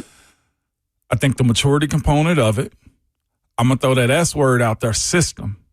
He's in a system that works for him, too, with Shane Steichen and Jim Bob Cooter. We criticize quarterbacks for being in systems. Ask any good quarterback that's played the game, the system works for them. He's found his, and Shane Steichen's crafted his own. I do think this is a very similar one he tried to run with Anthony Richardson. But again, you make a lot of money and a lot of plays following instructions and playing within the system. And the last part for me, well, it's 2 other parts. Under pressure, he's always got a guy that can get open, too. We mentioned all the skilled players that they have. They're very friendly to him. They can get open. And the last part is the one move they made this offseason, and that's Lou Anarumo. Defensive coordinator who is reportedly going to be a candidate for the Titans head coaching job. But I bring that up. According to Diana Rossini. Bring that up because of this. He's playing against one of the most blitzing defensive coordinators in all of football. We know when you see Lou Anarumo, you're going to get heat. And they are conditioned in training camp when it's team versus team. Yeah. That he's seen a lot of this. There's still a whole lot of prep that goes on during the week. That was the same thing that I went through in Pittsburgh when Dick LeBeau was there and Coach Butler was the defensive coordinator. We trained that type of stuff. So Daniel Jones is getting NFL caliber looks, blitzes throughout the course of the week. It's good on good right now. Interesting. And they got a good balance of it. It is interesting when he is under pressure, and you talk about how good he has been. Last season, when pressured, Daniel Jones was not close to this good. A comment in the Evan and Big chat says, Daniel Jones was always good under pressure. The Giants just left him in absurd situations. The numbers do not agree with that. Last season, when pressured, Ramon, Daniel Jones completed 44% of his passes. This year, he is 17 percentage points better. He's completing 61% of his passes. Yeah. Last season, in 10 games with the New York Giants, Daniel Jones took, I just had it up, I believe it was 29 sacks in 10 games. This season through 7, he's taken 6. I mean, it is night and day. So, to that point, and another commenter in the Evan and Big chat says, the Titans can learn nothing from the Colts. Think about how they were building their team. They built this team for 4 different veteran quarterbacks before drafting a QB and then landing back at a veteran QB. Well, why does that mean the Titans can't take away from how they built everything else, though? Because, again, Ramon, the trend that we talk about when we talk about good offensive lines is what? They're homegrown. Yeah. That's The Indianapolis Colts. This is what you learn from the Colts, guys. Indianapolis drafted all 5 of their starters on the offensive line. And they had to replace 2 of those starters this year, including at center. Ryan Kelly's gone. They bring in Tanner Bortolini, a 4th-round pick in the 2024 NFL Draft. This season, Ramon, 0 sacks, 10 pressures allowed. He's 23 years old. Tanner Bortolini is going to be the center of the Indianapolis Colts for the foreseeable future. Left to right on their offensive line. I feel like Mike Keith. From left to right on your radio dial. Bernard Ryman, 2022 second-round pick, 28 years old. high caliber. Quentin Nelson, 29-year-old, 2018 first-round pick, PFF's top-rated guard this year, 9 pressures allowed, 0 sacks. High pick. Tanner Bortolini, 2024 4th-round pick, 0 sacks, 10 pressures allowed, he's 23. Went cheap there. Right guard, Matt Goncalves, 24 years old, 2024 3rd-round pick, 0 sacks, 9 pressures allowed.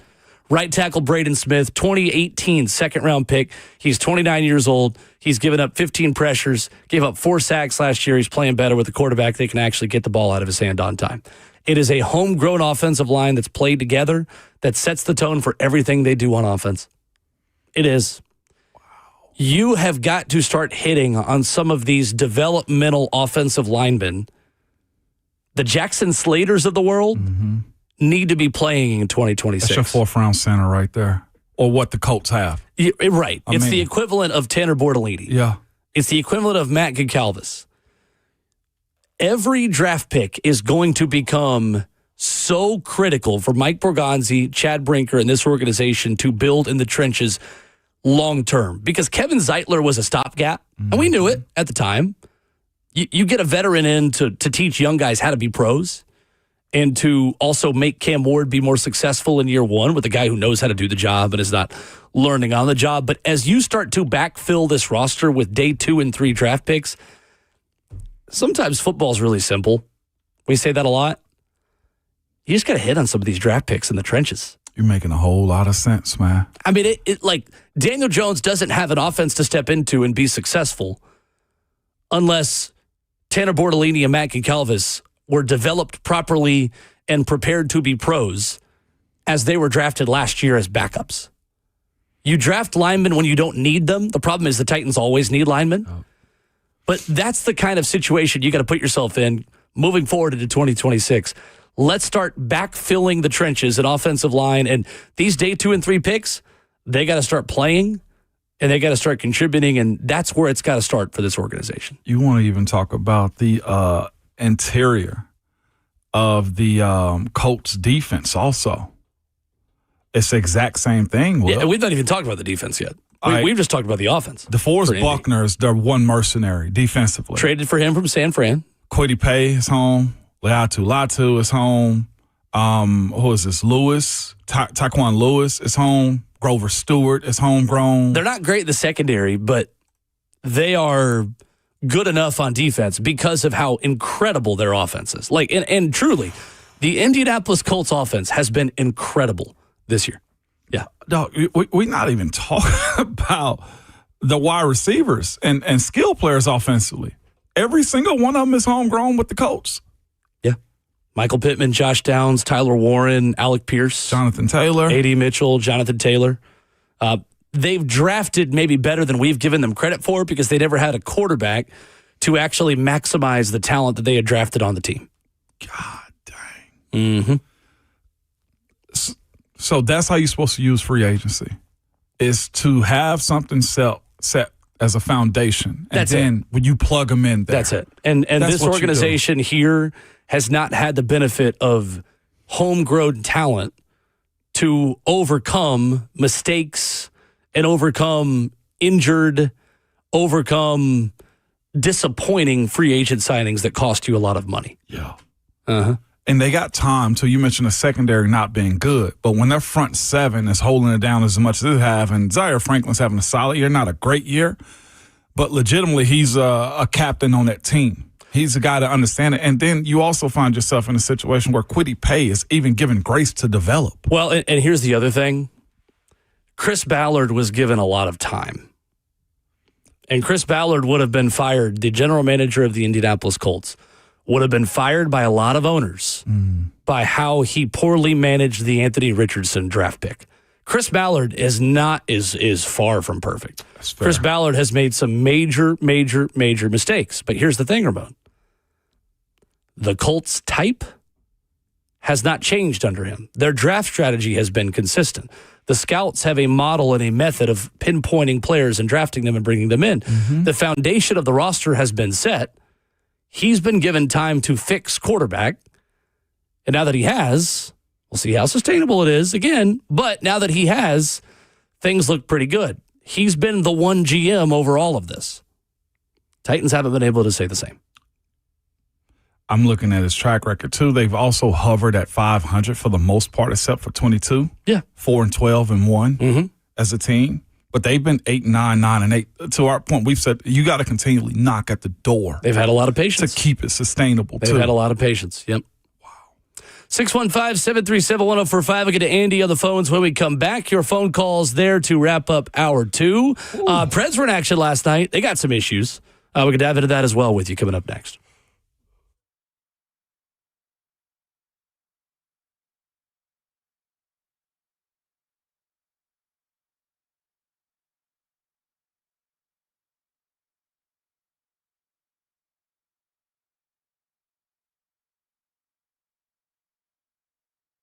Selling a home doesn't have to take months of stress and uncertainty. For Lisa, selling her home of more than 20 years felt overwhelming. She was recovering from surgery, living alone, and unsure how to take the next step. Hey, it's Will Bowling for my good friend, Bernie Gallerani. He stepped in to help Lisa with compassion, guidance, and just the right amount of encouragement. The team helped her prepare, host open houses, and in just a matter of weeks, she had a strong offer on the table, walking away with the financial outcome she wanted and the chance to purchase a condo near her son, all in the same day with no loans required. Bernie Gallerani, this is what he does. He takes stressful situations, turning them into smooth, life-changing experiences. So if you're ready to buy or sell and want a team that knows how to deliver results while treating you like family, call Bernie Gallerani Real Estate today at 615-428-2644. Bernie guarantees to sell your home in 30 days or he'll buy it from you. No risk to you. He'll let you out of the contract at any time. Call Bernie Gallerani and make sure he's working for you if you're ready to sell your home. 615-428-2644 or online at BernieGallerani.com.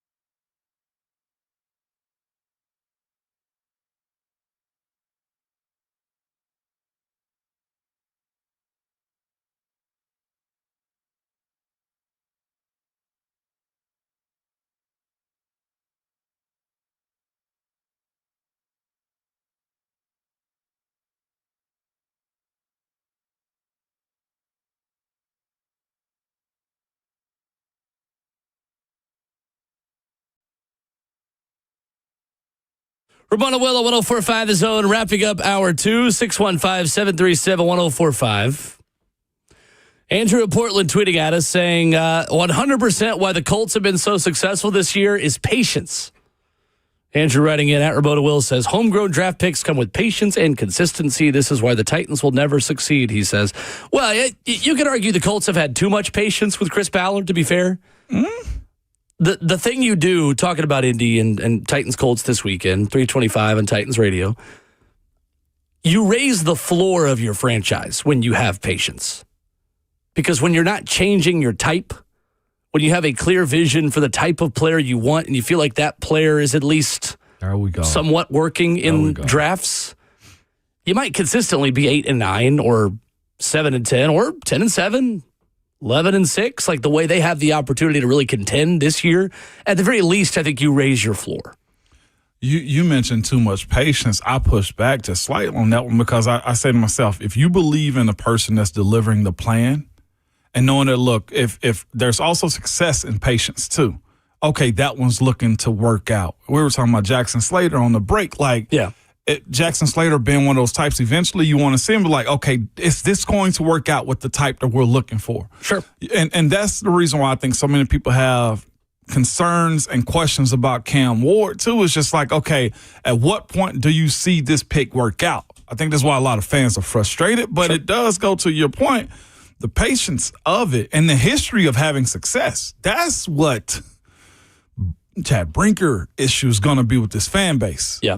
Is what success can you show this fan base front office also that makes everybody believe you deserve more time? Because to your point, Chris Ballard been in the mix, but he's also had success or picks that became Pro Bowlers. Yep. They've not been great, but they've been pretty good. And this year they look to be great because it feels like for the first time since Andrew Luck, they've had the right quarterback to run their offense. Andy is in Hermitage. Up next. What's up, Andy? Morning, Andy. What's up? Good morning, fellas. Morning. Two quick things. The first one is one that's really hard to say, but is Indiana becoming a sports powerhouse? It does feel right like it, before our eyes. Yuck. You ever spent time in Indianapolis? It's awful, isn't Yuck. it? Awful.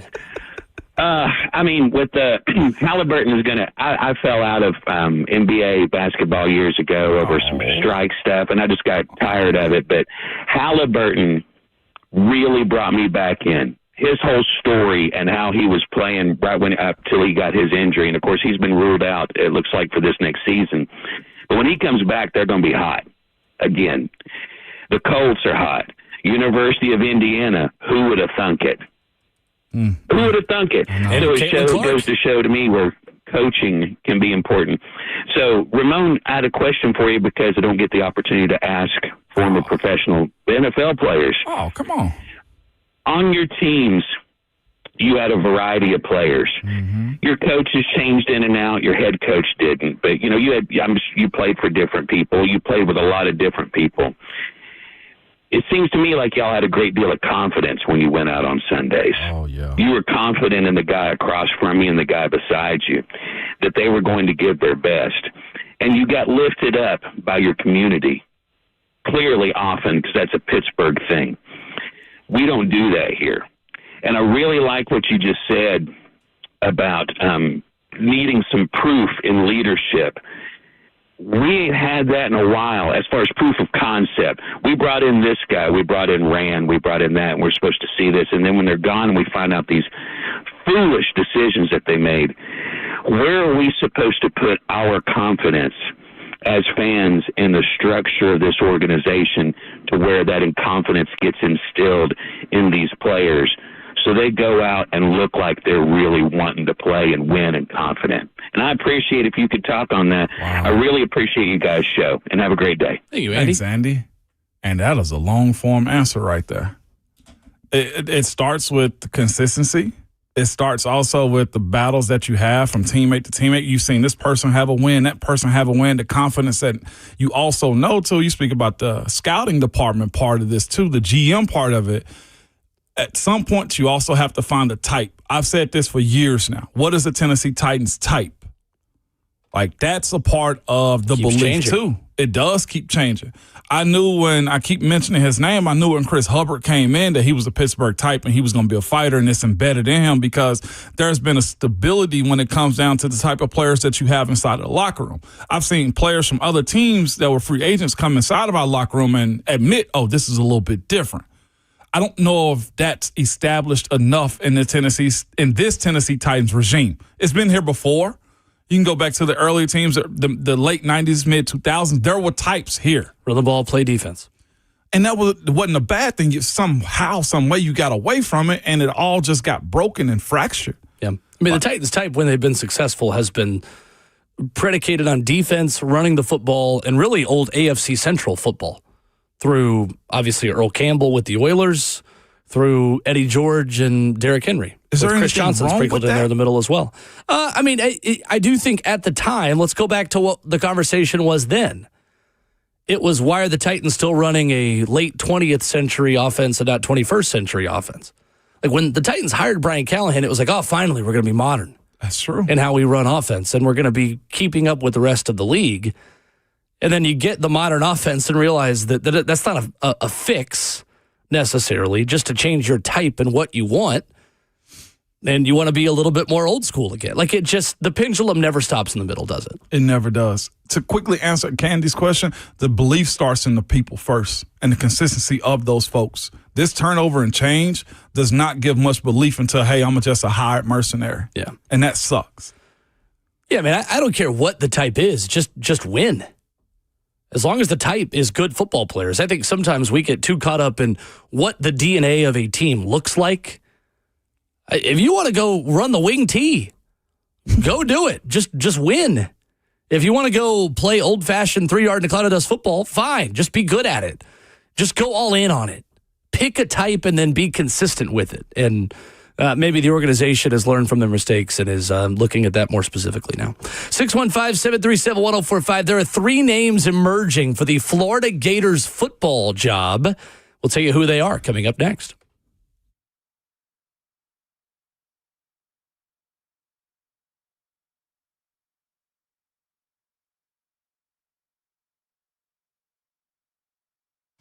Guys, you know you feel it. Something's off. It's not just signs of aging. It's your energy slipping away. It could be low testosterone, draining all the things that make you, you. But it doesn't have to be this way, man, because there's a solution for you. Testosterone replacement therapy at Synergex and Low T Center.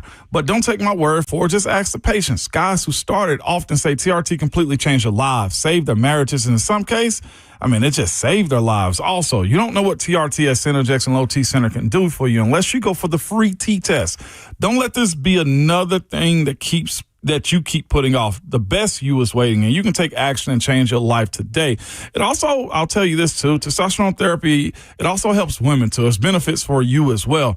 Women experience many of the same symptoms of men with low testosterone: tiredness, no energy, mood swings, low libido. So women, you can go in and get tested as well. Testosterone and treatment includes testosterone injections and even hormone pellets for women too. At Synergex and Low T Center, they have a long history of helping women find the hormonal balance that they want back in their lives. So just imagine how much better you'll feel when you reignite your energy. Get back to feeling like you again. Book your appointment now at trtmvp.com. That's trtmvp.com.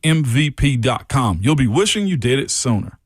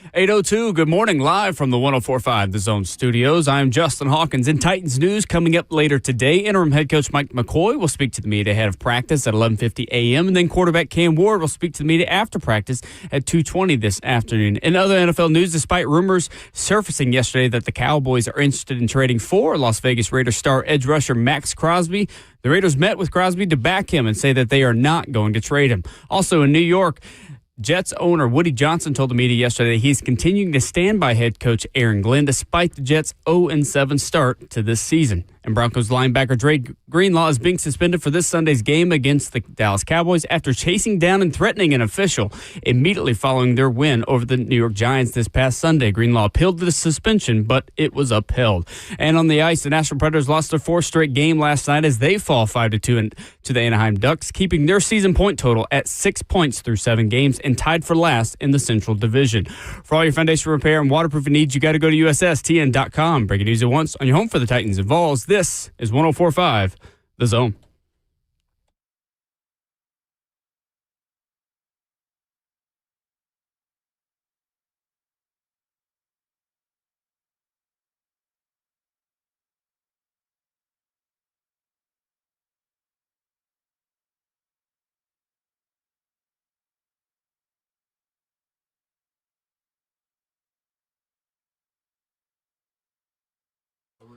Second half of the show in hour 3 getting started on Ramona and Will. We are fueled by Scooter's Coffee as always.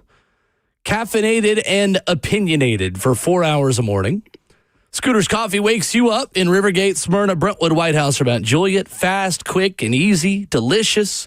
The coffee, the food, the energy you'll get when you scoot on down to Scooter's Coffee. You will thank us later. Coming up, Tony Vitello Watch is getting a little absurd. And I mean that in a kind way, Vols fans. We are insane people and human beings that are impersonating Giants fans. I even saw Weigels was talking about how, as longtime San Francisco Giants supporters, we need a manager with MLB experience. I wouldn't expect anything less from Tennessee fans. Mike Wilson of the Knoxville News Sentinel joins us in 15 minutes to break it down and what he is hearing about Tony Vitello in Tennessee. Here is what Pete Nakos of On3 is hearing, Ramon, about Florida. Hiring a coordinator or group of 6 coach is not on the table, he reports. Alex Golish, John Summerall, Dan Mullen, round 2. That's not ever going to happen, obviously. I'm just trolling. Not candidates, according to Pete Nakos. Florida has been vetting candidates for a year and a half, one industry source told On3. 3 coaches have emerged. You ready? We know who number 1 is.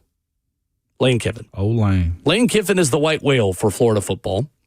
The other 2 names, one of them we have talked a lot about. Missouri's Eli Drinkwitz. Have you read this story? Do you know who the third name is? I see it now. Jeff Brom at Louisville. Known former Tennessee coach. Not really. It was reported that he was going to be Tennessee's next head coach back in the chaos of 2017. That obviously wasn't. Other names that come up after those 3, Arizona State's Kenny Dillingham, Washington's Jed Fish, Syracuse's Fran Brown, Georgia Tech's Brent Key. But those 3 names, Kiffin, Drinkwitz, and Brom, are the 3 leading candidates, Ramon. You know who's more ticked off right now? Who's that? The board of directors that's been vetting and planning to fire Billy Napier since before he got on that run in 2024. That's probably the worst thing he could have did to them. Yeah, his win. Yeah, him is winning. Yeah, Prolong the inevitable. Because you read this from Pete Nakos and said Florida has been vetting candidates for a year and a half. They preyed on this downfall.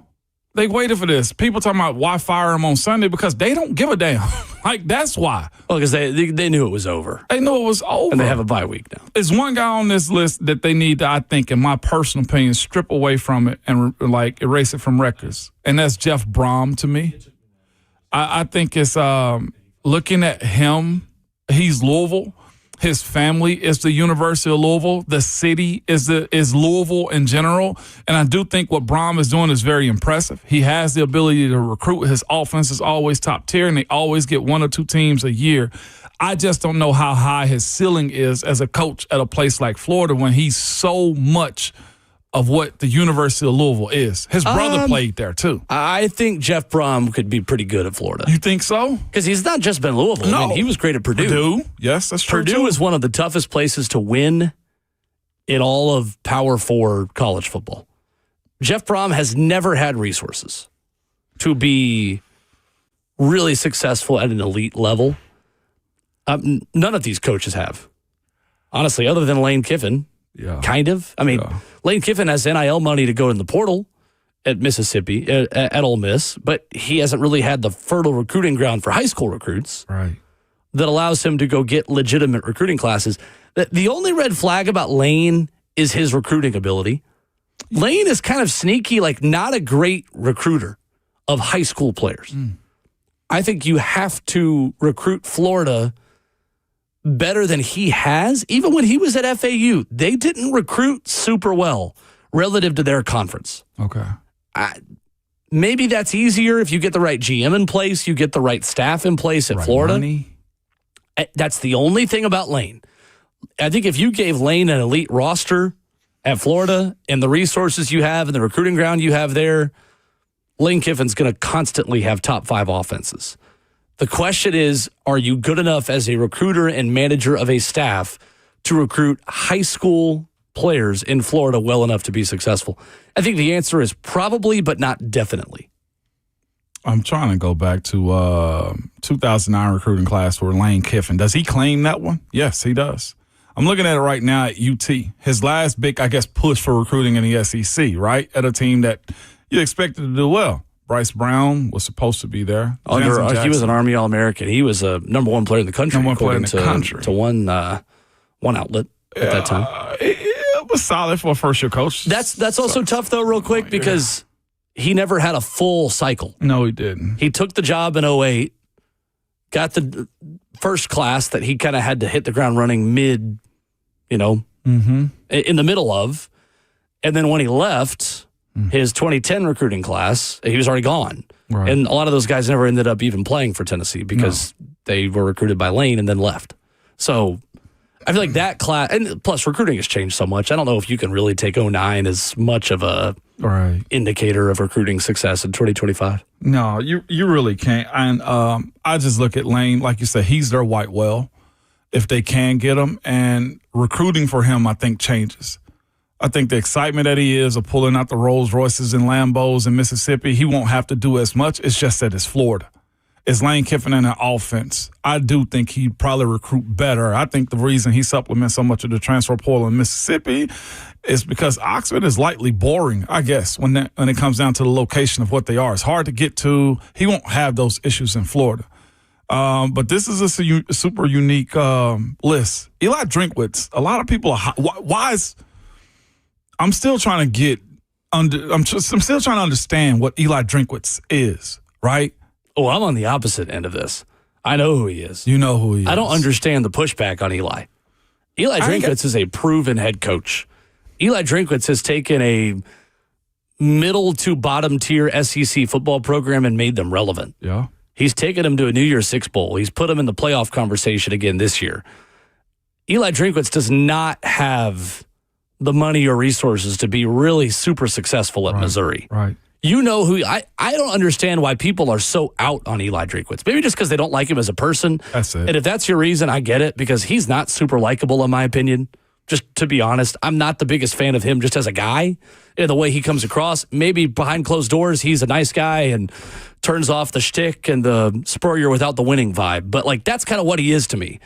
Is he's been Spurrier there, and he talks like Spurrier and acts like Spurrier and wears the visor like Spurrier without winning and developing Heisman-level quarterbacks like Spurrier did. However, he's done it at Missouri and App State. I think he would recruit the lights out of Florida. Mm-hmm. I think he would be terrific. Okay. I hope he doesn't get that job. as a Tennessee fan. Straight up. Out of those three options, I hope it gets to Jeff Brom. And I think Jeff Brom's good. I just think he's a little more unproven at the SEC level. That's the only thing. I think Jeff Brom is terrific as an offensive mind, as a coach, as a developer of quarterbacks. The only thing is the recruiting at the elite level with the big dogs. But the other two guys have had to do that before. Yeah. Lane hasn't been overly successful. Lane's just one of the best offensive minds in the sport. And Drinkwitz has recruited at that level at Missouri relative to the expectations there. For Missouri, he's recruited well. 100%. I'm looking at his last 3 years there. It's 11-2, 10-3, and right now they're 6-1 as a squad. Last year they played in the Music City Bowl. I'm thinking to myself, like, you're telling me at 10-2 at the time, or 10-3, that's the best that you get, or 9-3, I guess at the time. 9 wins got you that. But again, he's had to learn. He went 5-5, 6-7, 6-7 before actually flipping the script in 2023. He's unique, man. He's different. I'm still trying to understand him in this world of college football because, again, Missouri doesn't get the play that you think they should all the time. No, it's not a national brand. I don't think Alex Golish is in the mix for this job for a couple reasons. First of all, really for three reasons. First of all, Florida is not going to admit that another G6 coach in Florida is better than theirs. Yeah. That takes a lot of swallowing of pride to go down the road and get a coach. It's the same reason why, like, LSU is not going to hire the Tulane coach. Like, Tennessee's not ever going to hire the Memphis coach. Like, honestly, like, your Arkansas is not going to hire the Arkansas State coach. And sometimes that, maybe down the road, but, like, not immediately. Secondly, Florida is insisting on a sitting P4 or really P2 coach, SEC, Big Ten, Big 12, ACC. And then the third reason for Florida is that they're not going to go get the same type they just had in Billy Napier. That's true. Alex Golish's background, and that's a reductive way to think about it. It's not fair to Golish and who he is, but his pathway to becoming a head coach candidate is so similar to Billy Napier's that they're not going to go down that same road a second straight time. I think Golish would crush it there, though, to be fair. But I don't think they're going to get him. You're higher on Brom than I thought. I think his ceiling is capped. I don't think we know what his ceiling is because of the programs he's led. Can Florida take that risk then? Is the questions I have. He's probably a great coach. I'm not going to deny that. Yeah. They could. If they're forced to take that risk and their big swings don't pick up the phone, then they might have to. Fran Brown would be interesting too, but what kind of staff can he assemble? If you took him from Syracuse. And he's also gone cold, too, as a coach, but he also lost his quarterback. He lost Steve Ancelli. Yeah, I think this is a wash season for Fran Brown at Syracuse. He don't have to run it back again. I think Fran Brown would also crush it at Florida. Oh, my gosh. Him recruiting in those cities and schools in Florida. Yep, absolutely. He's coached at Georgia. Would you send him to Arkansas? Fran Brown? Yes. I feel like... if I was Arkansas, I'd be interested. I think Fran Brown can wait for a better job than Arkansas. Understood. I do. We'll see. No, we ain't got no choice at this point. As many openings Arkansas is open, so we're going to say, hire somebody. Unless they just stick with Petrino, which I think would be so uninspiring. The lone lost job in all of this is Oklahoma State. I remember, like... What about UNC? That's true. Oklahoma State is I listened to that Pablo Torre breakdown of the Jordan Hudson situation. It wasn't a whole lot to it, other than the fact that her and Bill. She's just her and a hot mic. She's got a microphone, like she's got a remote control in his back. You just hear her talk, which we don't hear very much. Yeah. I think James Franklin's going to UNC if he wants to coach next year. Get the heck out of here! It's perfect. It's the same thing over and over again. Fit. You think so? Perfect fit for all parties. Is ACC's Vanderbilt job for him? No, I think it's more about UNC being content with James Franklin level expectations. Ooh. Some coaches just not national championship coaches is what you're telling me. Yeah, I think James Franklin is a good coach. I don't think he's an elite coach. Okay. That keeps you hired at UNC. Got you. It gets you fired at Penn State. Yes, it does. Mike Wilson of the Knoxville News Sentinel, the latest on Tony Watch next.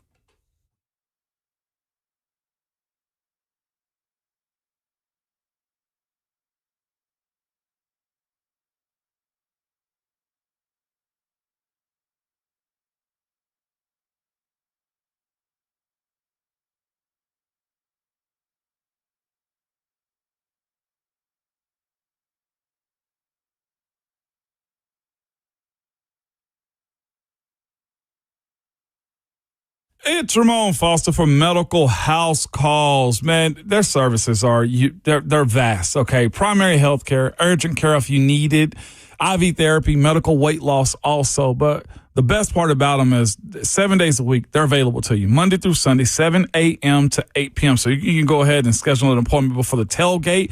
If you're partying all night on Saturday night for the Sunday games, they got IV therapy to get you right back into the game. They do a same-day appointments. They're available to you or next day guaranteed.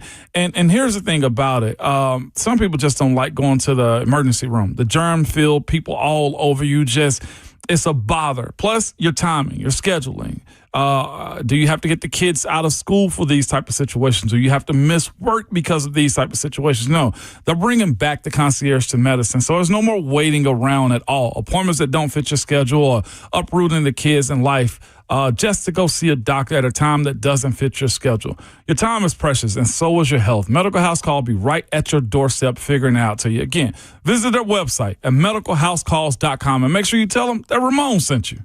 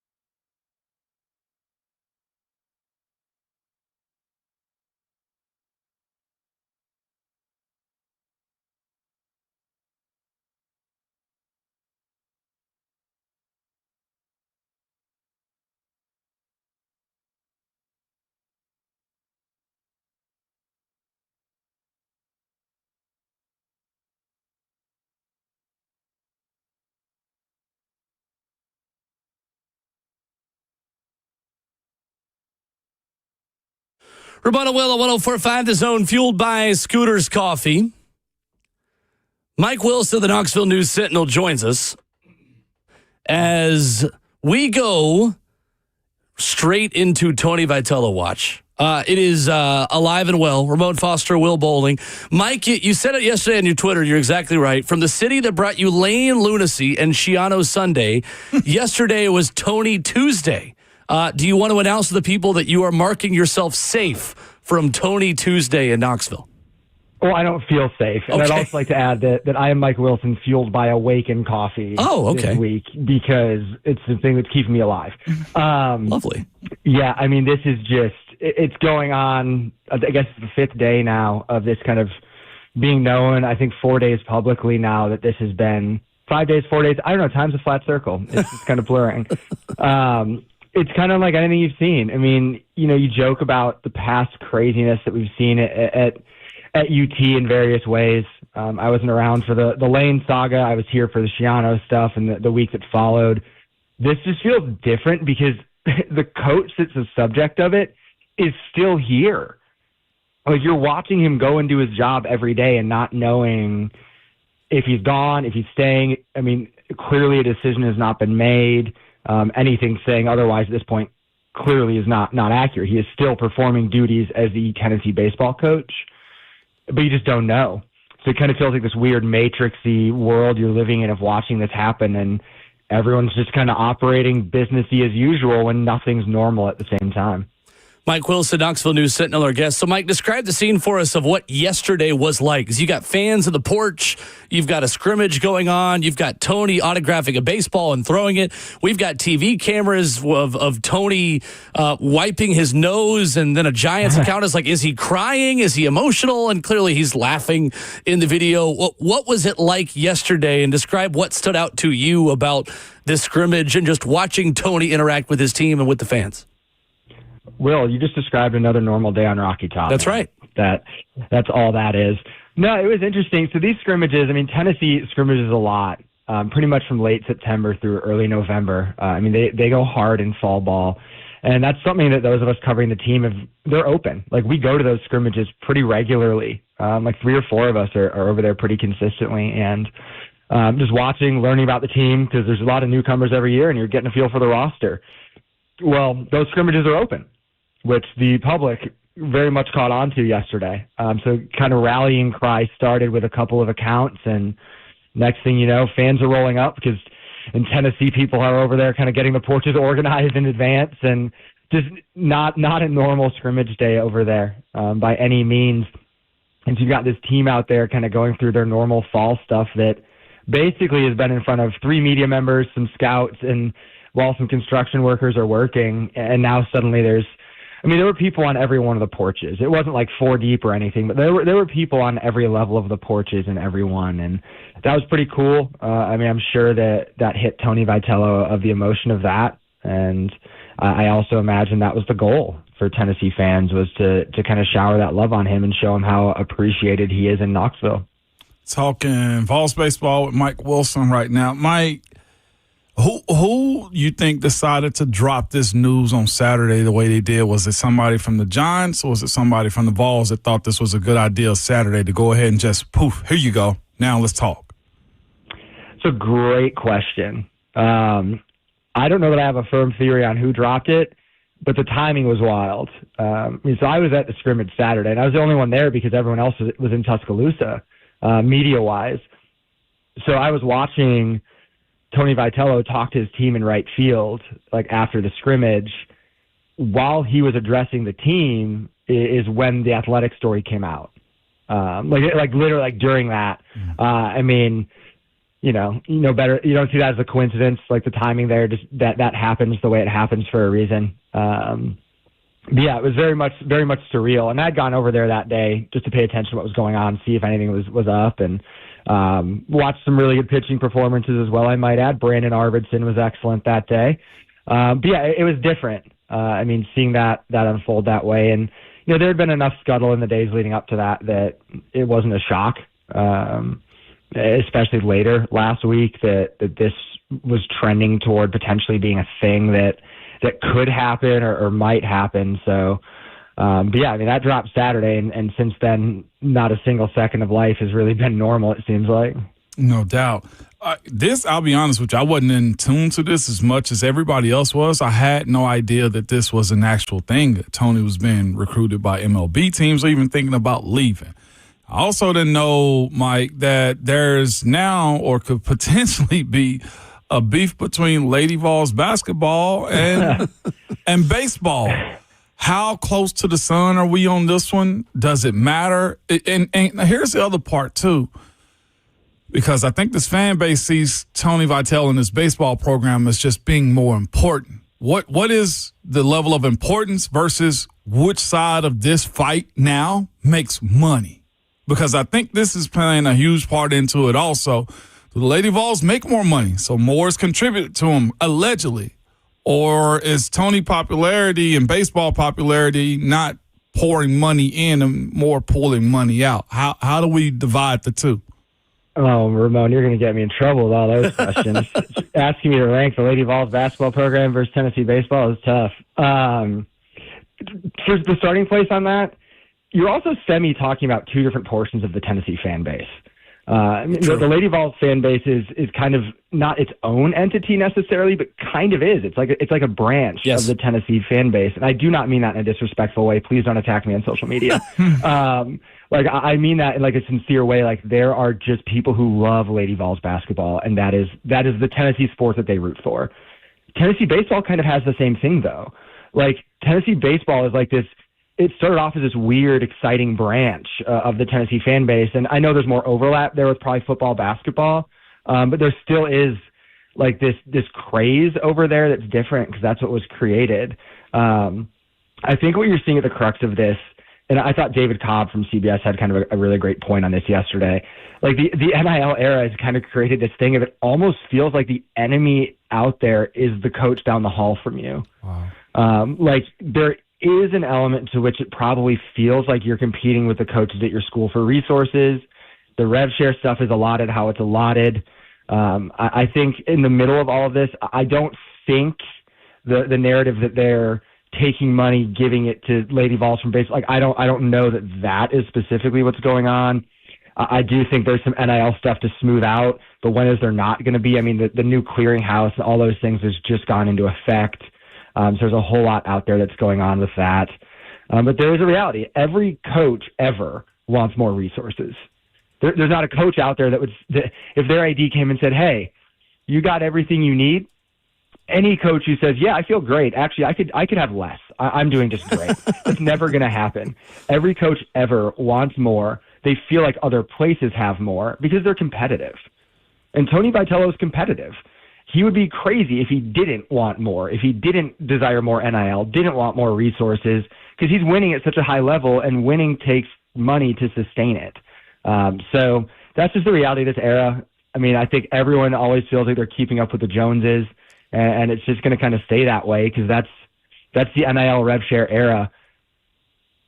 Mike Wilson, Knoxville News Sentinel with us. Mike, I'm fascinated by the fit with Tony and with San Francisco because there's a reason why Major League Baseball has never done this and never gone for a college coach with no prior professional baseball experience. For someone as emotional as Tony Vitello is, for someone, I know Chris Burke on a podcast this week said, like, he's just kind of stream of consciousness a lot of times in his post-game press conferences. Can you really do that for 162 games? Like, I'm fascinated by the fit because, Mike, I also feel like Tony's strength has not been in-game management and bullpen decisions and pushing the right button sometimes in-game. And he'll be the first one to admit that. I feel like sometimes in those stream of consciousness press conferences, doing that 162 times, like, you've spent a lot of time around Tony and around him and the way he runs his program. Is that going to work in Major League Baseball? I think it's fascinating would be my first answer to that. But I think the start of that all is the college baseball direct to MLB with no experience hasn't happened before. Right. But the college baseball game is also different now. Sure. I think 30 years ago, college baseball was more seen as pitching, bunting, fielding, like those were the elements of it. But that's not what you see now. I mean, you see people like Jay Johnson. You see people like Dave Van Horn, Brian O'Connor, Jim Schlossnagel, Tony Vitello. Like, the way they coach baseball and teach baseball now is not that. I mean, it's home runs, pitching, power pitching. It's stuff that mirrors a lot of what goes on in Major League Baseball in terms of a skills and roster construction sort of feel. At least there's more parallels there than there were in the past, which is why this is a possibility more than maybe it would have been 10, 20 years ago. And as far as the fit goes, to me, where this fit is interesting is less about Tony and more about what's the vision that Buster Posey has as the GM of the San Francisco Giants. Is it, hey, the Dodgers are the kingpins in this division, we got to ruffle the feathers? And if this is a culture and bring in a guy who knows how to build something, there's a lot that makes sense about Tony Vitello. Now, MLB rosters are built differently. It's not recruiting. It's done in a front office. As you said, an MLB manager is game day decisions and clubhouse management. Mm-hmm. Like those are the two very big things. I think the clubhouse management part is probably really interesting with Tony. One, you don't necessarily have a strength coach as a bad cop at the major league level because these are guys making $25 million a year. You can't say go get on a VersaClimber sort of thing like Rick Barnes does. But it's managing it.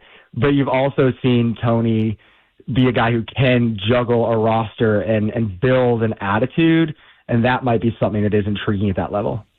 Mike, one more for you on the way out, and on the point about Rick Barnes and a basketball program. This is around the time where Tennessee football fans start to learn the basketball roster. Traditionally, it feels like they're more well-versed now, though, Mike, as you know, because basketball is a bigger deal. Basketball is consistent. Basketball's been to 2 straight Elite Eights. I'll ask just one simple question. It's probably got a long answer, but I'm excited to hear what you got to say about it. How real is the Nate Ament hype for Tennessee basketball as they host the Boozers and Duke this weekend? Yeah, man, he's really good at basketball. He's a very good young basketball player, and that is the most vanilla take possible on Nate Ament. I think there's going to be a learning curve. I mean, he is a long, rangy, skinnier guy. I think the adjustment to the physicality of the college game is going to be a thing. I don't think it's going to take him long. I mean, they played a physical scrimmage against Ohio State this weekend, which Ohio State is an old, veteran, physical team. So, I mean, the learning curve started right there. You're getting it against Duke on Sunday as well. Not an old, veteran, physical team, but a team with a lot of talent. Nate Ament's going to be really, really good this year for Tennessee. They've seen 1 year brilliance from Dalton Knecht and Chaz Lanier, and I think it's safe to assume this is the next step in that, in terms of a guy who's here for 1 year and just lights it up. And I'm also going to tell you that Jacoby Gillespie is going to do the same dang thing. Mm-hmm. People are sleeping on Jacoby Gillespie. He should be on preseason All-American lists. I think he's got a shot to have a crazy season at Tennessee. I just got one more for you, and it's going back to baseball real quick. Is it healthy to allow Tony Vitello to be this big of a coach at the university? Not at the University of Tennessee, but just for baseball in general. Like, he has no choice but to take this leap is why this is happening. Because Tennessee baseball's been a thing. Being at the University of Tennessee, I know Tennessee's had first rounders and a lot of big-time players, but like the sustainability of what Tennessee baseball is that what you're looking for in this situation and not just the coach? I mean, you want to build a winner, no matter what that looks like. And Tony Vitello is the guy who's built that. Yeah. I do think there is big man on campus energy there, but I think that's just because there's a love affair between him and the fan base. I mean, you see him catching a pass on the sideline at Neyland Stadium and like pretending to run away with it. You see him high-fiving players sitting courtside at basketball games. Like, I don't see that as necessarily a too bigness as much as just this guy's adored. I mean, the fan base clearly loves him. I mean, the way they showed up yesterday at the ballpark kind of speaks for itself in so many ways. I don't know. How often do you go to a baseball game at any level and a lot of the shirts in the stands are the coach's last name? Right. Like, there's just a love affair. I don't think it's bad. I mean, clearly the focus is still on the team, and the team's done really well. But, I mean, the fans love him. He built a winner in an era where Tennessee was, craving a national championship again, and he got them one. So it's understandable why that love is there. And I also think it's because he's poured it right back. I mean, I saw the picture circulating yesterday of his lemonade stand his first year when he was suspended for a game. And there's like 2 people standing in front of it. And I actually thought when I saw that last night, imagine how many people would show up now. Oh, my gosh. Just because of the relationship that's been created there. And I think it's special. I've never seen anything like it. A lot of single women in Knoxville would be lining up ready for some lemonade. Mike Wilson of the Knoxville News Sentinel, our guest at By Mike Wilson, where you follow him on Twitter, taking time out of a very busy schedule of knowing what Tony Vitello's eating for breakfast to talk with us this morning. Thank you, Mike. Appreciate you. Yep. Tony Watts, day 5. We go on. We go on. Marked safe. Thank you, sir. Mike Wilson with us this morning. The VolQuest message board has also just been a wild place, obviously, in moments like this. I'm not going to give away any of the state secrets on what's going on there. You need a VolQuest message board in your life if you're a Tennessee fan, because it is so worth it. And just an On3 membership in general. They don't pay us, but I'll give them the free shout out. We love our partners and friends at On3. Some of the titles of threads are so funny, of where people will say something like this one. A person on the general's quarters on VolQuest says, team meeting this morning at 10. And then you click on the thread and it says, at my office. Hopefully we get Tony news before that so I can be productive. Like trying to mislead people to be like, oh, I think there's a team meeting at 10. And then you get in there and it's like, here's what I know. They're having a practice today and he's already met with the team and told him he's leaving. And then you get in there and it's like, oh, no, I've got a team meeting at work. Hopefully I'll be productive. I know, like the different conversations surrounding him and this. It's insane. The beef. It's crazy. Yeah. I've never seen this, especially when we're talking about inner fighting too, like potentially, and I think it's generated through the fans. Yeah. More than anything else. And well, because it's more than just baseball at this point. It is. And I never thought the day would come where we're doing a mid-October college baseball segment, but like we didn't with Mike just now. Like it's kind of about the health of UT athletics and how you divide your money also. Because would you rather be, does it have to be either or? I think is the question a lot of teams and universities are asking. And Danny White has paid a lot of money to try to figure out how Tennessee can be good at everything. Yeah. And the way that relates to the fan base and watching him at scrimmages and the Lady Vols program and money for football and all these things. Like this is more than just a baseball conversation. We're kind of watching an unprecedented coaching search and holdout happen in front of our very eyes. And like Danny White said, this is an everything school. Like the need to keep and sustain that. I ain't gonna say there has to be balance to it, but there's got to be a real conversation to be had about it. 100%. 100%. 615-737-1045. Preds back in action last night. Took an L. Tell you the issues they've got at the moment. Coming up next.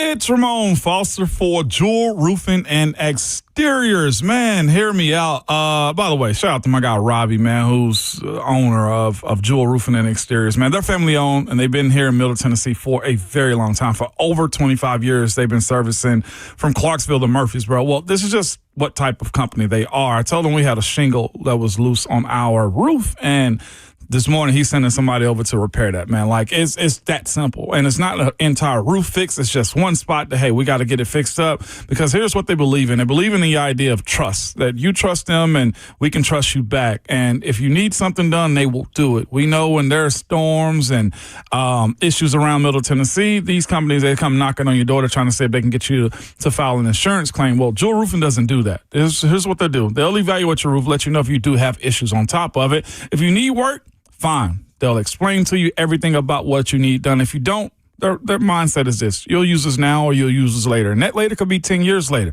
But guess what? You have a trusted company that's going to do right by you. So for a company you can trust, you can call them at 615-868-9999 or visit the website at jewelroofing.com. That's Jewel Roofing with 2 L's.com.